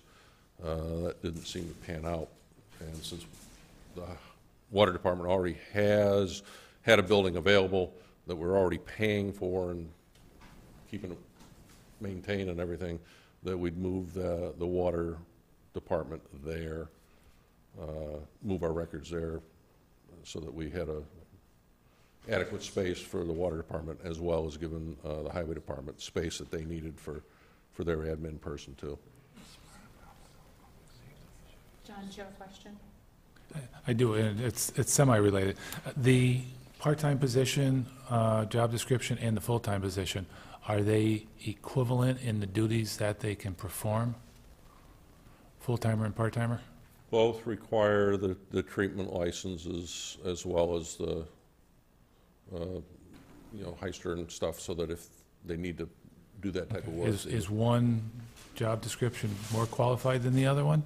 The superintendent has a larger overall responsibility, And that's the full-time? full-time, Okay. current full-time position. And I'm going from memory here, the part-time one, if I remember correctly, requires a lot more experience, number of years of experience than the full-time? It had, Like 15 a number- years or something? Well, it did, and that was adjusted in the final PPR. Okay, and I guess I got to bring it up because people have asked me about that. There's a sense from some people that it was designed to fit one person into, a former employee. It was laid out so we could get somebody to come in who would be available, and But if you put that- too the many final- years of experience in there, it kind of but eliminates. the final request was adjusted. Okay, did we advertise it and get multiple people? That's what we're reading. We're waiting. Okay, so what is the qualifications now? I mean, the number of years? How many? Yeah. Again, I'm the conduit here, and I'm curious myself, so. We want to make sure whatever position we hire has no, issues around it. Has a minimum of 7 years' experience. Okay. Includes possession of at least a grade 1 treatment and grade 2 distribution Massachusetts drinking water supply operator's license. So it'll change from 15 to 7.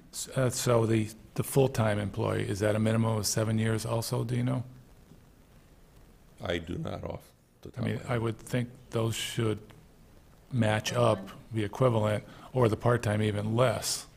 Again, these are questions I get on the outside, and Part they're of valid. it is to, there's a certain amount of time and training that has to go in to get the treatment T1 and distribution licenses as on-the-job training. Right, but- Basically, we, presuming with a part-time position, most likely we'll be looking at someone who's been in the business and is retired or not working, full-time, or is going to work.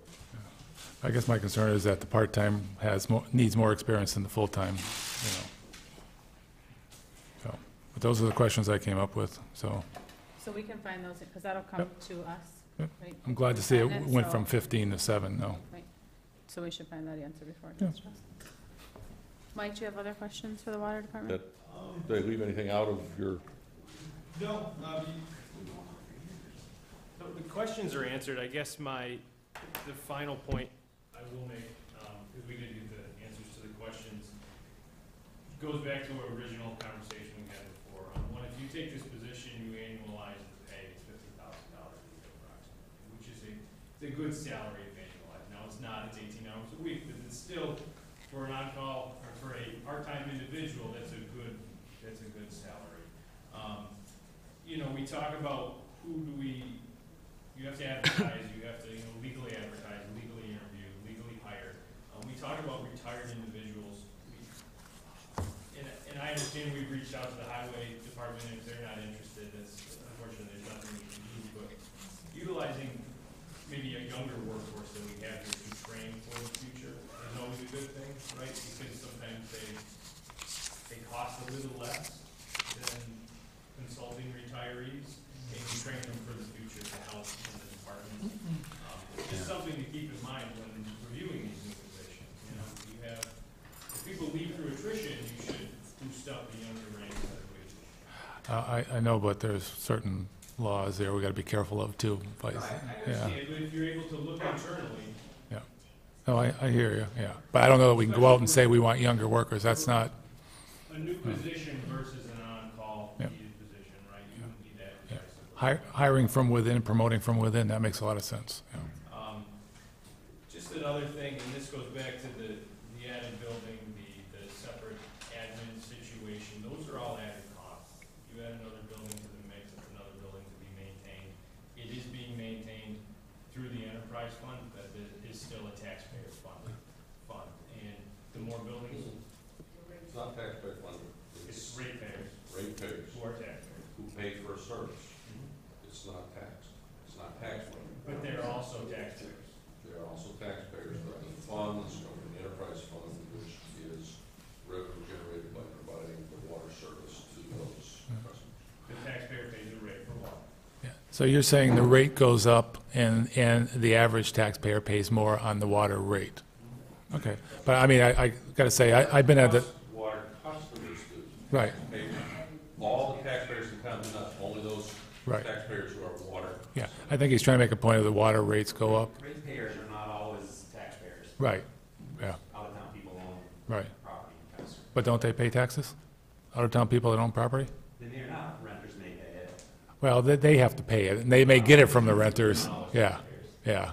Well, I think all the taxpayers pay taxes, and they get it from the tenants. But your point of it being a small location, I agree 100%. You can't operate out of that anymore, so I don't have an issue with that part of it. And the building, it's not a brand new building, it's a building the water department's owned and maintained.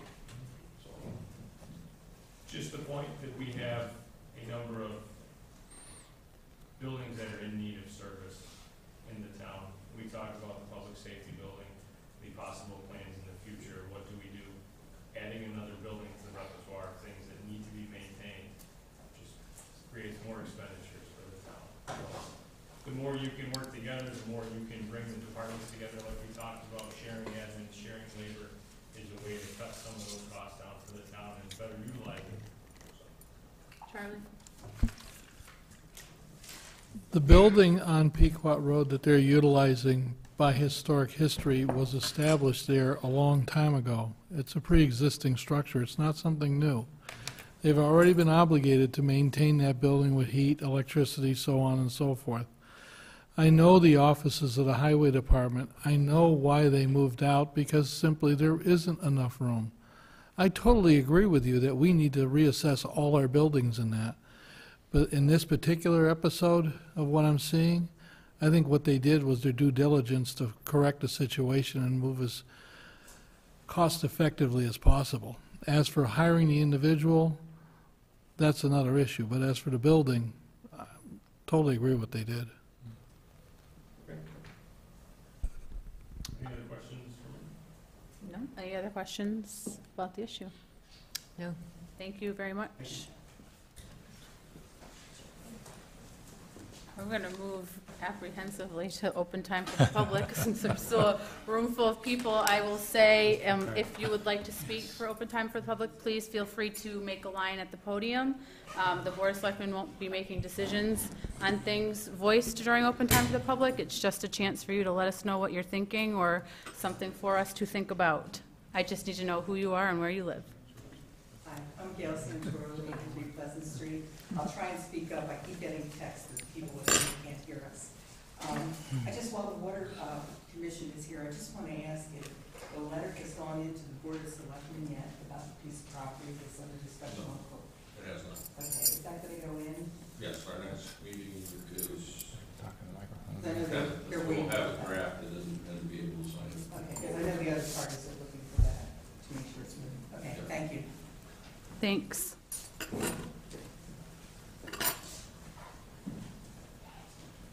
Ed Quinter, Golden Circle. I usually like to watch this from home. I'm out a little late tonight, but there's a few things that are on my mind. One of them is the job of the Board of Selectmen.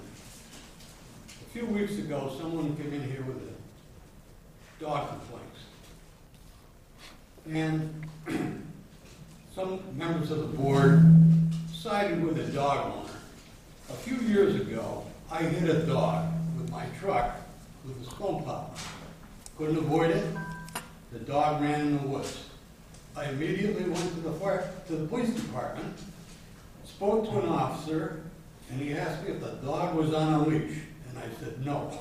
He said, then take care. You're on the record for reporting.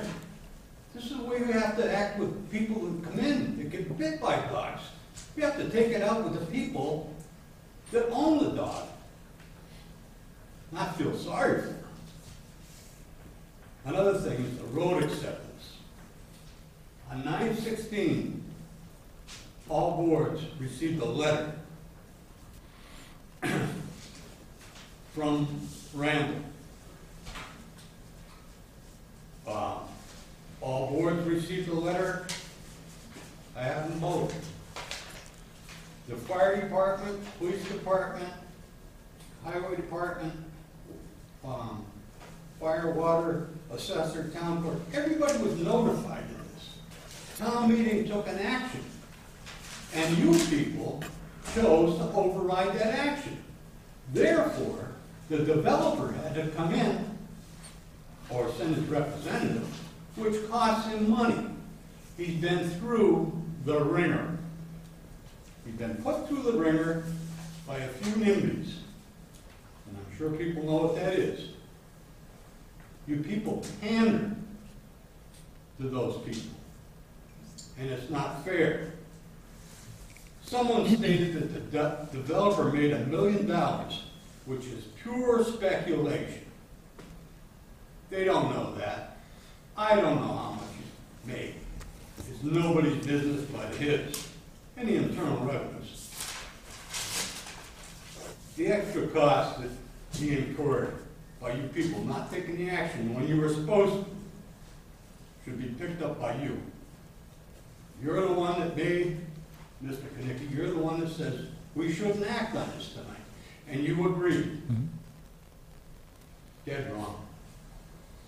I hope they made $1 million because after the grief they took from surrounding people was not nice. As far as the silt fence went, it was a lot of squawking about. It wasn't on town property. The town road is a 50-foot easement, and that silt fence was not in that 50-foot easement. It was on the association deed, but yet people had to complain to make the developer take care of it. There again, wrong.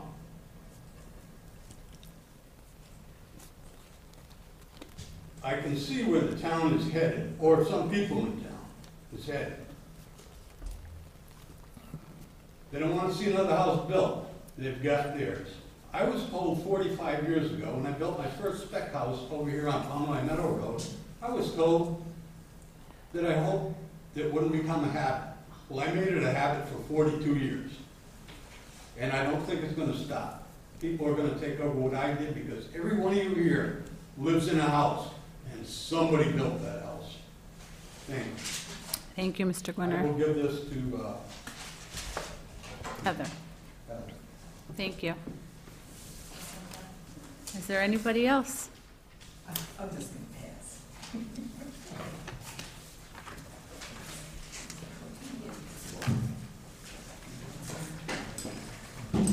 Hi, Mr. Kalita.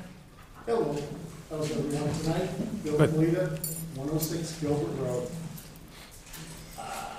I'm here and I'm probably going to make other people upset at me tonight too.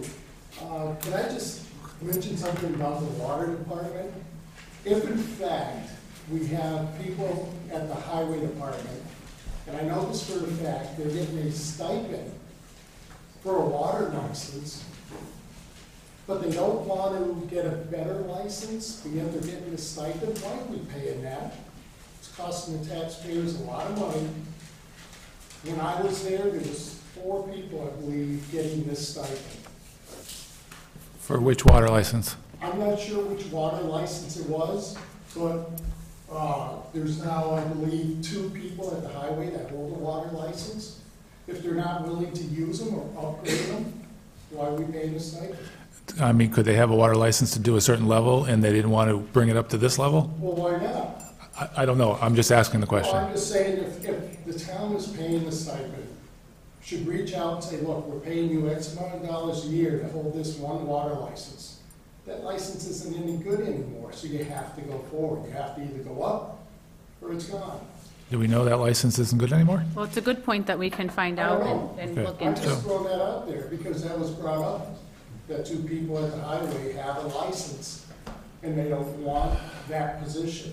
So we can look into that. Yep. Because if you had a guy on the highway department that works Monday through Friday, and even if you gave him another stipend to up that license, you wouldn't be getting a part-timer in for 18 hours a week because they're not ready to be on the highway. You know, they can just swing over and do the pump like they've always done. Point noted. Okay? My other questions, concerns are with the fire department. I was wondering if you did any research when I was in here 9/22 and I gave you a list of calls that went unanswered. You said you'd look into them. I didn't know what happened with all that. They were reviewed. Fire chief can respond to them if he wants to, but they were all reviewed as well as the latest ones that came in. Okay. And it was okay? I think at this point, we're all in discussions about the topic.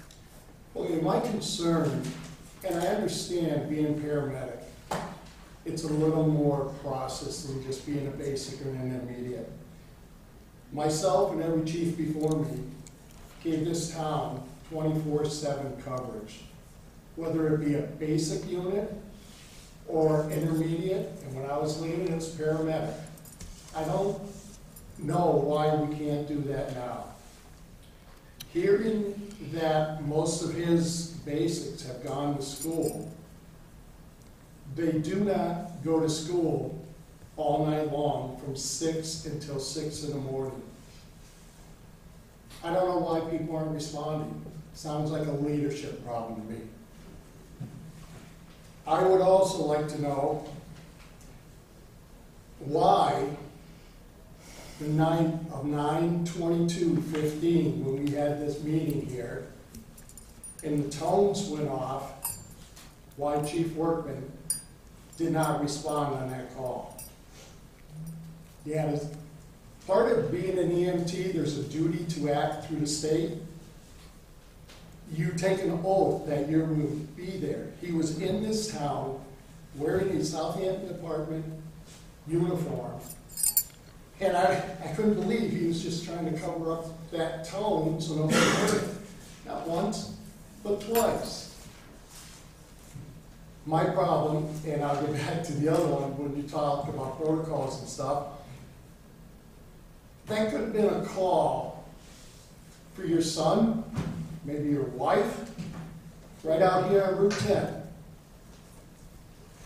Maybe they crashed their car, a head injury, bleeding out, and he stood here and wouldn't even listen to that tone to find out what it was. That's verge of neglect at that point, I think, and I couldn't believe he did that, nor did anybody here say, hey, go answer that call. Do you want to say anything, or? No, I'm good. Okay. I guess the statement I heard that the last ALS coordinator over Southampton Fire Department resigned, and that's why we hired this new individual. Is this individual on the payroll, and is he on the Southampton Fire Department? His new coordinator? Guess that's a question for the chief. Okay.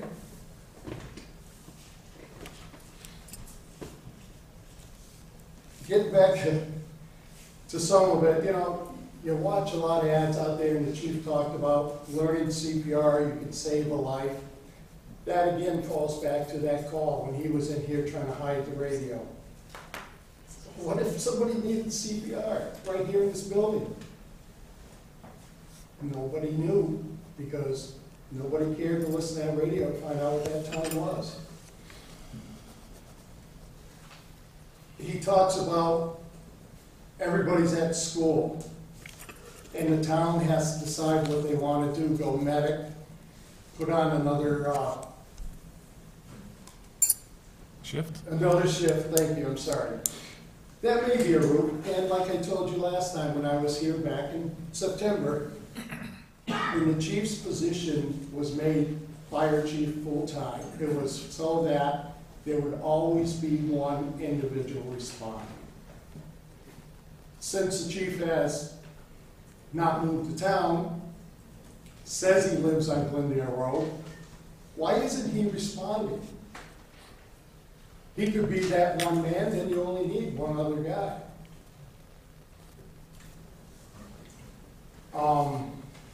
I wrote you an email or the board about a fire call.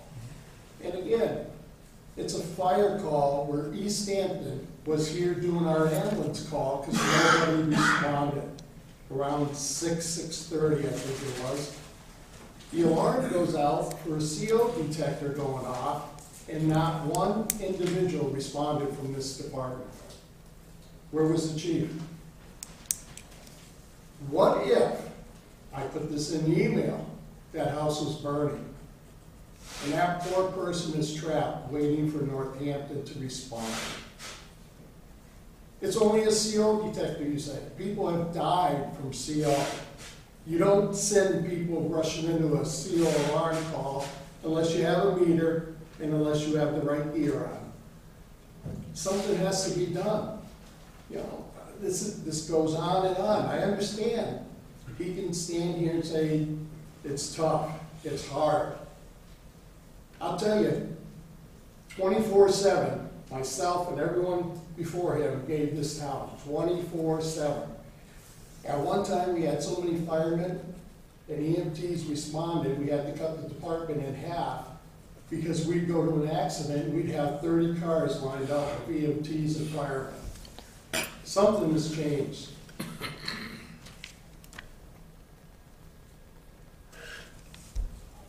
I think I said this, but like I told you that day, maybe it's time to reevaluate the chief. move it down to part-time, 2 full-time firefighter paramedics might help the problem. He talks about stipends and more coverage. When I started, and everyone with me was getting $60 a month to respond. That was 2 times every week and 1 weekend day. So, the other question I have, the fire department's generator, do we know why that wasn't used at the town hall for the police department? I guess another question for the police and the fire chiefs. Because when I left there was 3 working generators, and that generator was more than enough. It powered up our water department, it powered up the transfer station, and there was another one up there that would have fed this building if we needed it. Just seems odd, all of a sudden we don't have generators. That's all I got. As always, I appreciate your comments. Thank you. Thank you. Thanks. Is there anybody else that would like to speak? Now. Okay. All right, let's move on. We have an appointment to the Norris School Committee. Sharon Wojcik, she will replace a resignation of Christine Wright. The school committee appointed Sharon Wojcik at their committee meeting the other day. I'm sorry. I was speaking to somebody. I didn't realize it was closed. Can I just address a couple of the... Could you just let me do, this will take 1 second, Chief.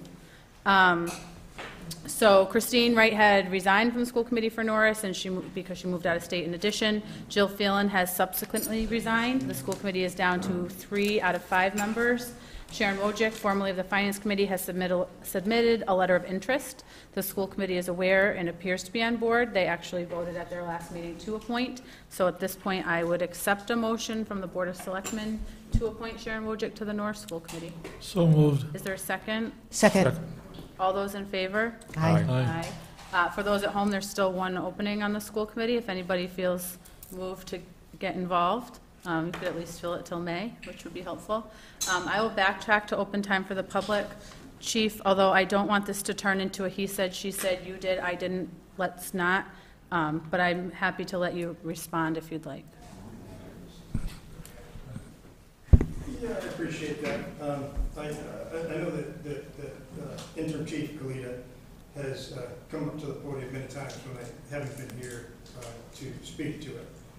It certainly does sensationalize, his frustrations with the fire department, which is frustrating just to start in that he really implemented a lot of the changes that are going on, and then he refers back to the good old days, which I guess we all could go back to the good old days when I worked as a complete volunteer, as I worked for $6 an hour, and 24/7 coverage. The fire department is an evolving, department. As with towns that grow and perhaps selecting for the changes that you've grown with the town. Change is part of what happens, and we do our best to deal with it, and we react in a way that is best for the public, public health and well-being, and that's the point of the ambulance service. There's really, it's difficult. He hit lots of points, which I'm not even sure if it's worth responding to. He goes on about a call where I was standing here doing my job as chief to report to the selectmen with an executive session was about to happen. We waited a lot of time before we could get to. And I had coverage that was on shift for that night. The tones went out, and I was interpreting that my staff would be available for that call. As I had described to the selectmen, there were circumstances beyond control where that got missed. We had our department, we did have 1 person from our department respond to that call, a paramedic. That paramedic, it was a nighttime response. He had to come from home. It was a 10-minute delay. The customer, the taxpayer, the resident of Southampton actually had a fire department ambulance at that call sooner than they would have had I left here and waited for the paramedic and got that ambulance going. It would have taken 10 minutes to get the ambulance out the door, being at nighttime, where Easthampton was here in a matter of a few minutes. He knows this. It certainly is sensational. I think that it's hard to speak to that. Certainly an answer to the selectmen about it. I think they understand the situation. I appreciate that you would come to me with those kind of questions. I wish Acting Chief Kalita, who would come to the fire department and ask some of these questions rather than just standing here grandstanding to put all these questions out in front as if there's no one that answers to them, when I'd be glad to answer to him any of the problems that he had. I would prefer they do that prior to coming and grandstanding for the cable TV. As far as, Glendale Road, my living at Glendale Road, it's frustrating to hear that he's a peeping Tom around my property.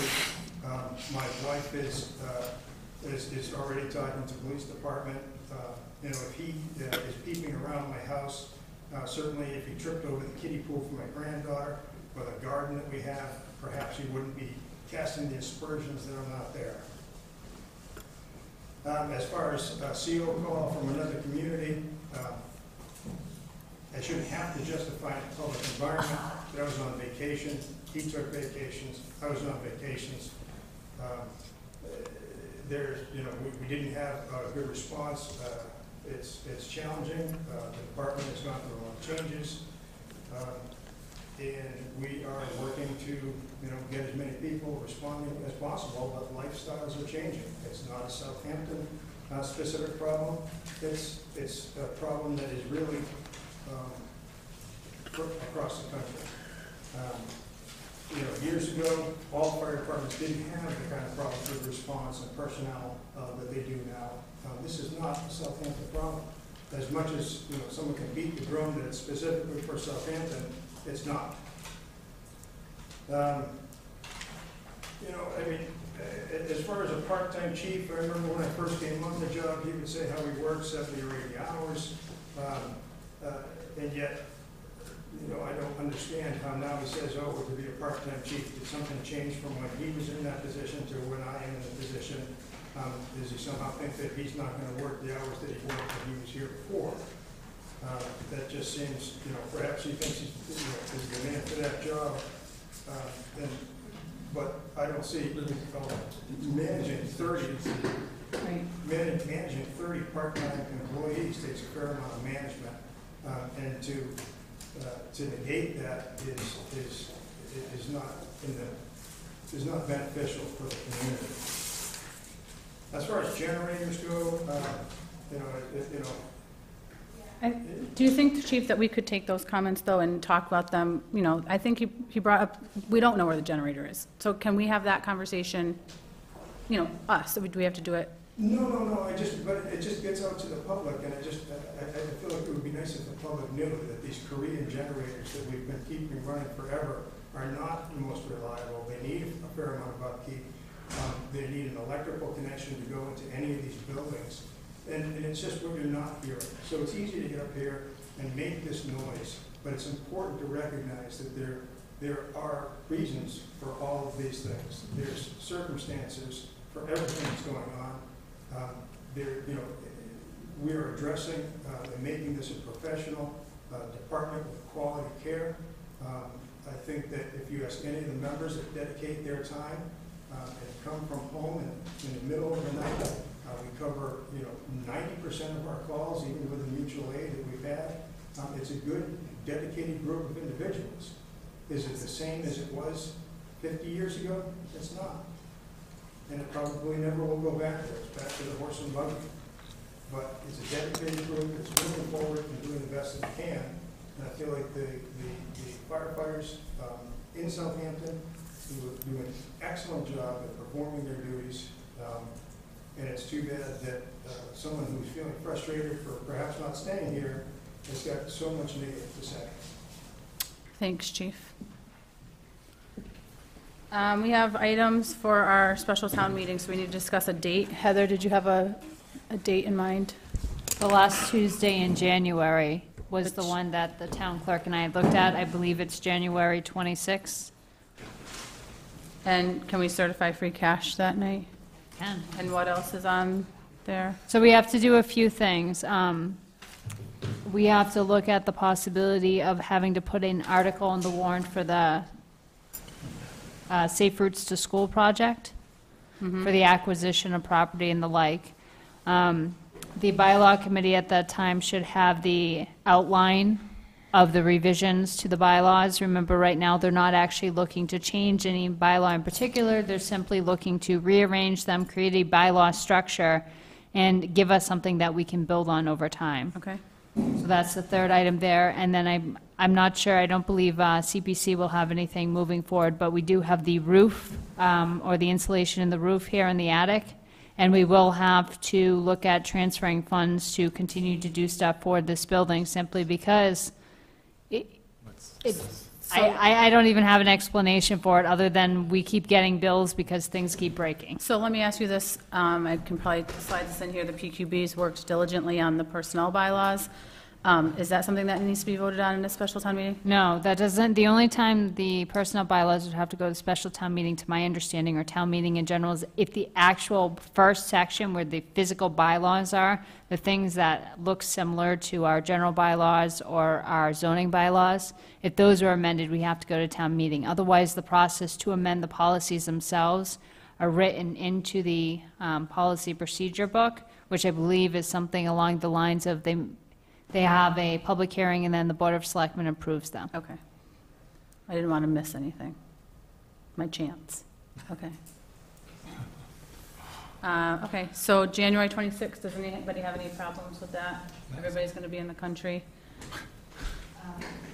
So January 26th at 7 o'clock at the Norris School be a special town meeting. I'm given a mission. We don't have any PCFs at this moment. The water technician PRF needs to go back to the finance committee before it comes to us. Randall has submitted 2 conflict of interest forms for properties involved in Safe Routes to School. I have them right here. They look similar to the ones he submits regularly. Anybody like to take a look at them? Your Honor. Oh. Yeah, they're on our thing. Bless you. Excuse me. I would accept a motion to allow Randall to continue his role as highway superintendent and sign the conflict of interest forms.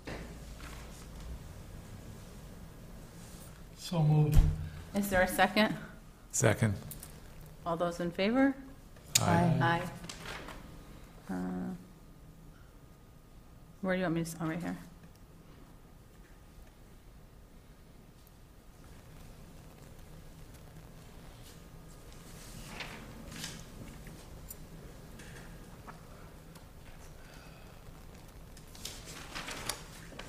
We have a written request from Black Birch Vineyard to reduce the wine pouring license renewal fee. In 2015, the Board of Selectmen voted to increase many licensing fees out of the Board of Selectmen's office. This included alcohol fees to be on par with other communities. The Board of Selectmen also increased the pouring permit license as well. As of right now, we only have 1 pouring permit in town. The license only serves wine and is only open for a limited number of hours.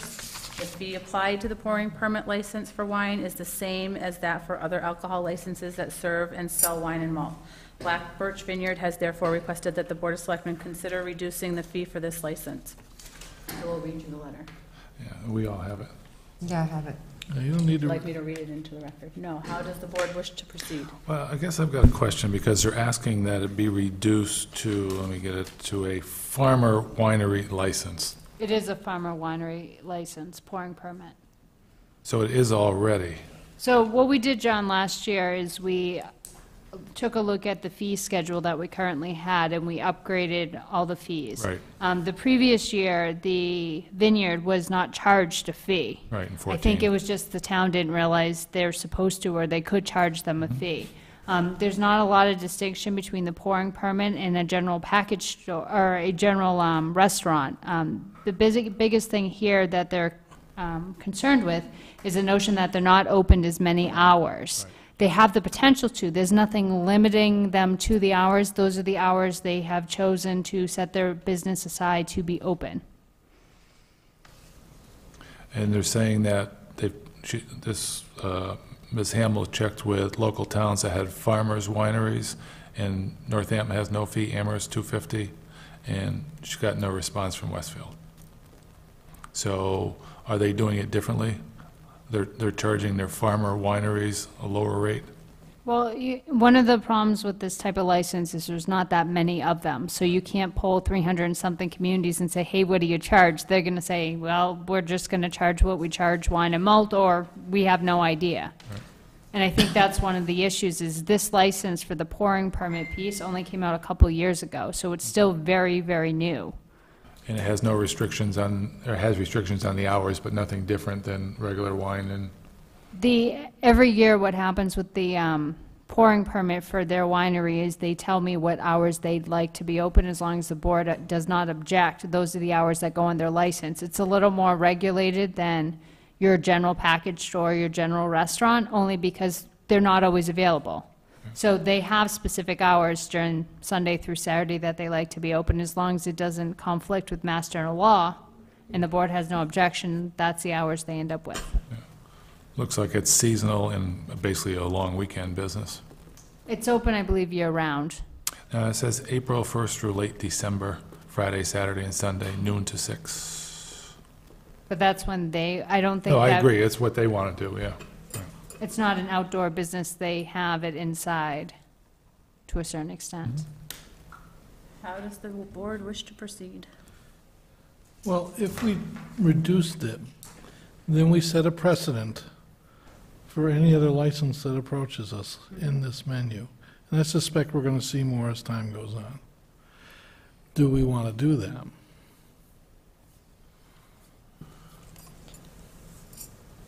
You tell me.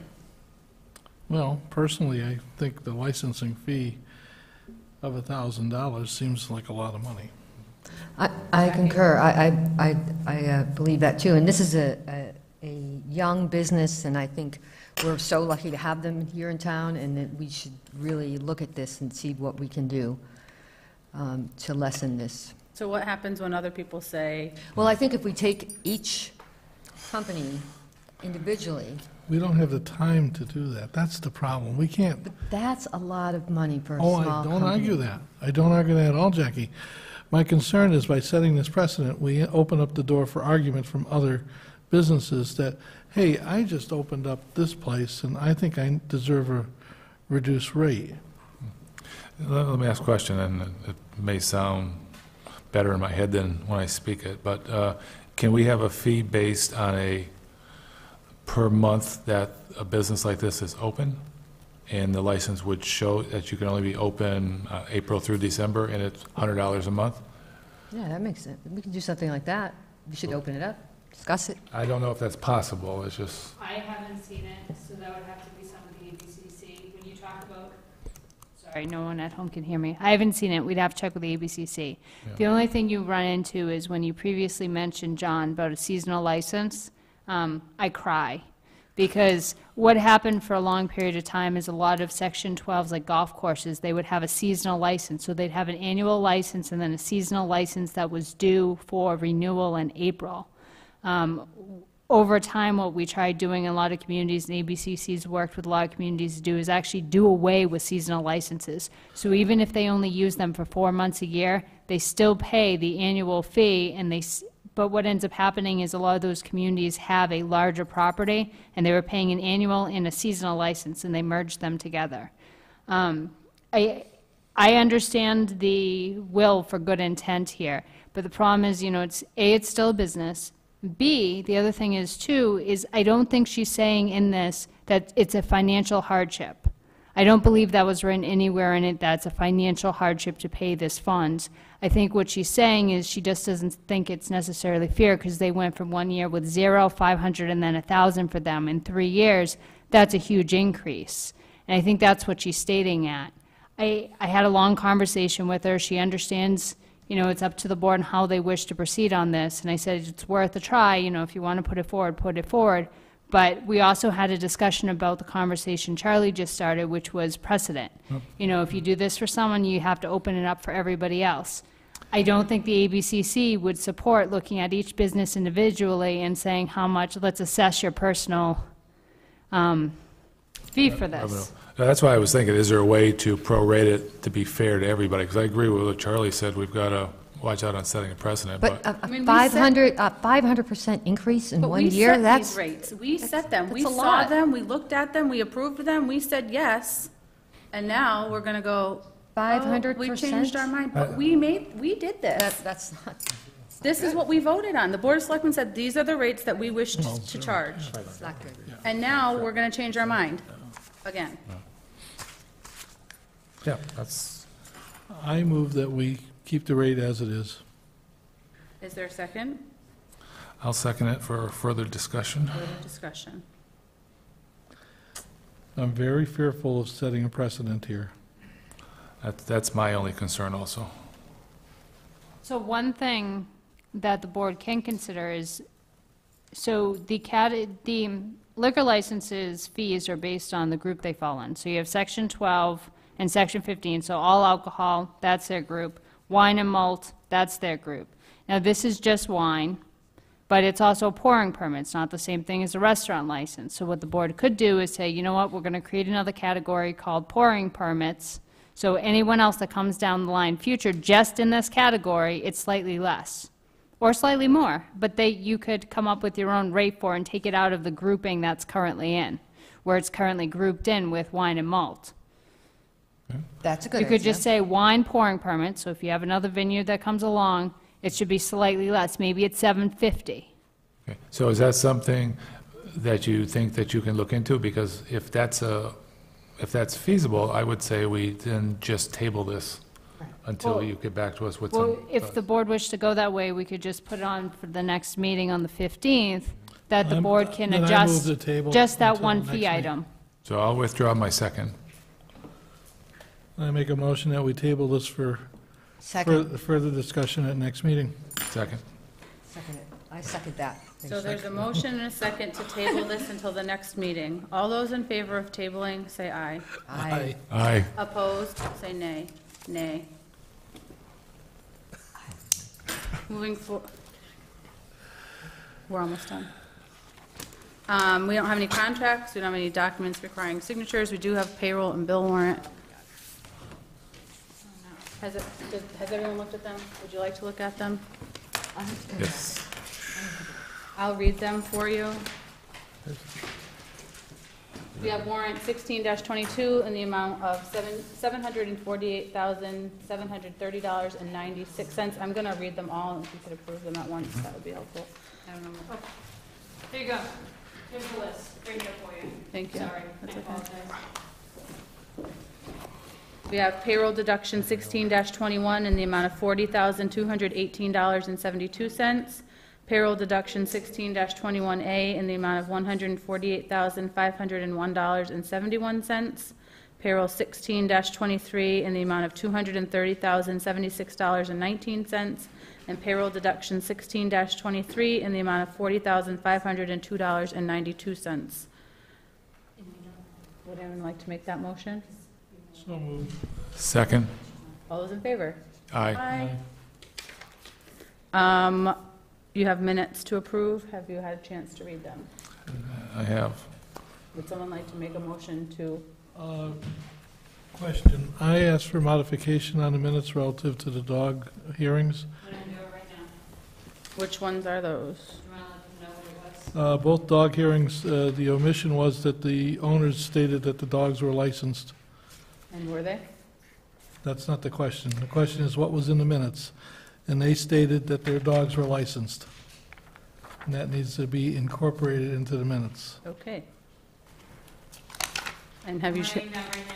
I'm not trying to be rude to you, but there's a whole part to this after the fact.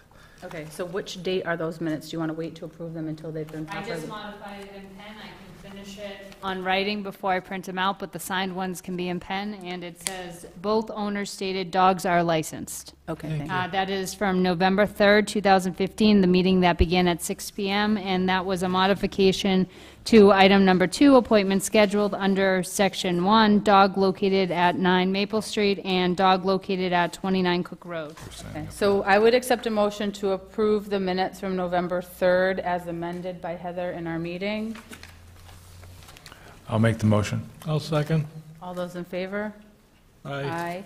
And I would accept a motion to approve the minutes from November 12th, which was a special meeting, November 17th, and November 23rd, which was also a special meeting. I'll make the motion. Is I'll there, second. all those in favor? Aye. Aye. Our next meeting is December 15th. At what time?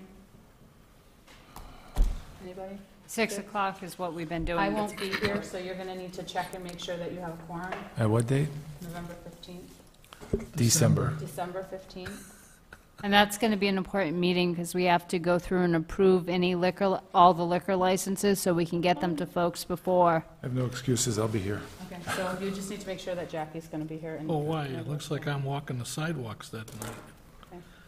And then December 29th, January 12th, and the special town meeting on January 26th.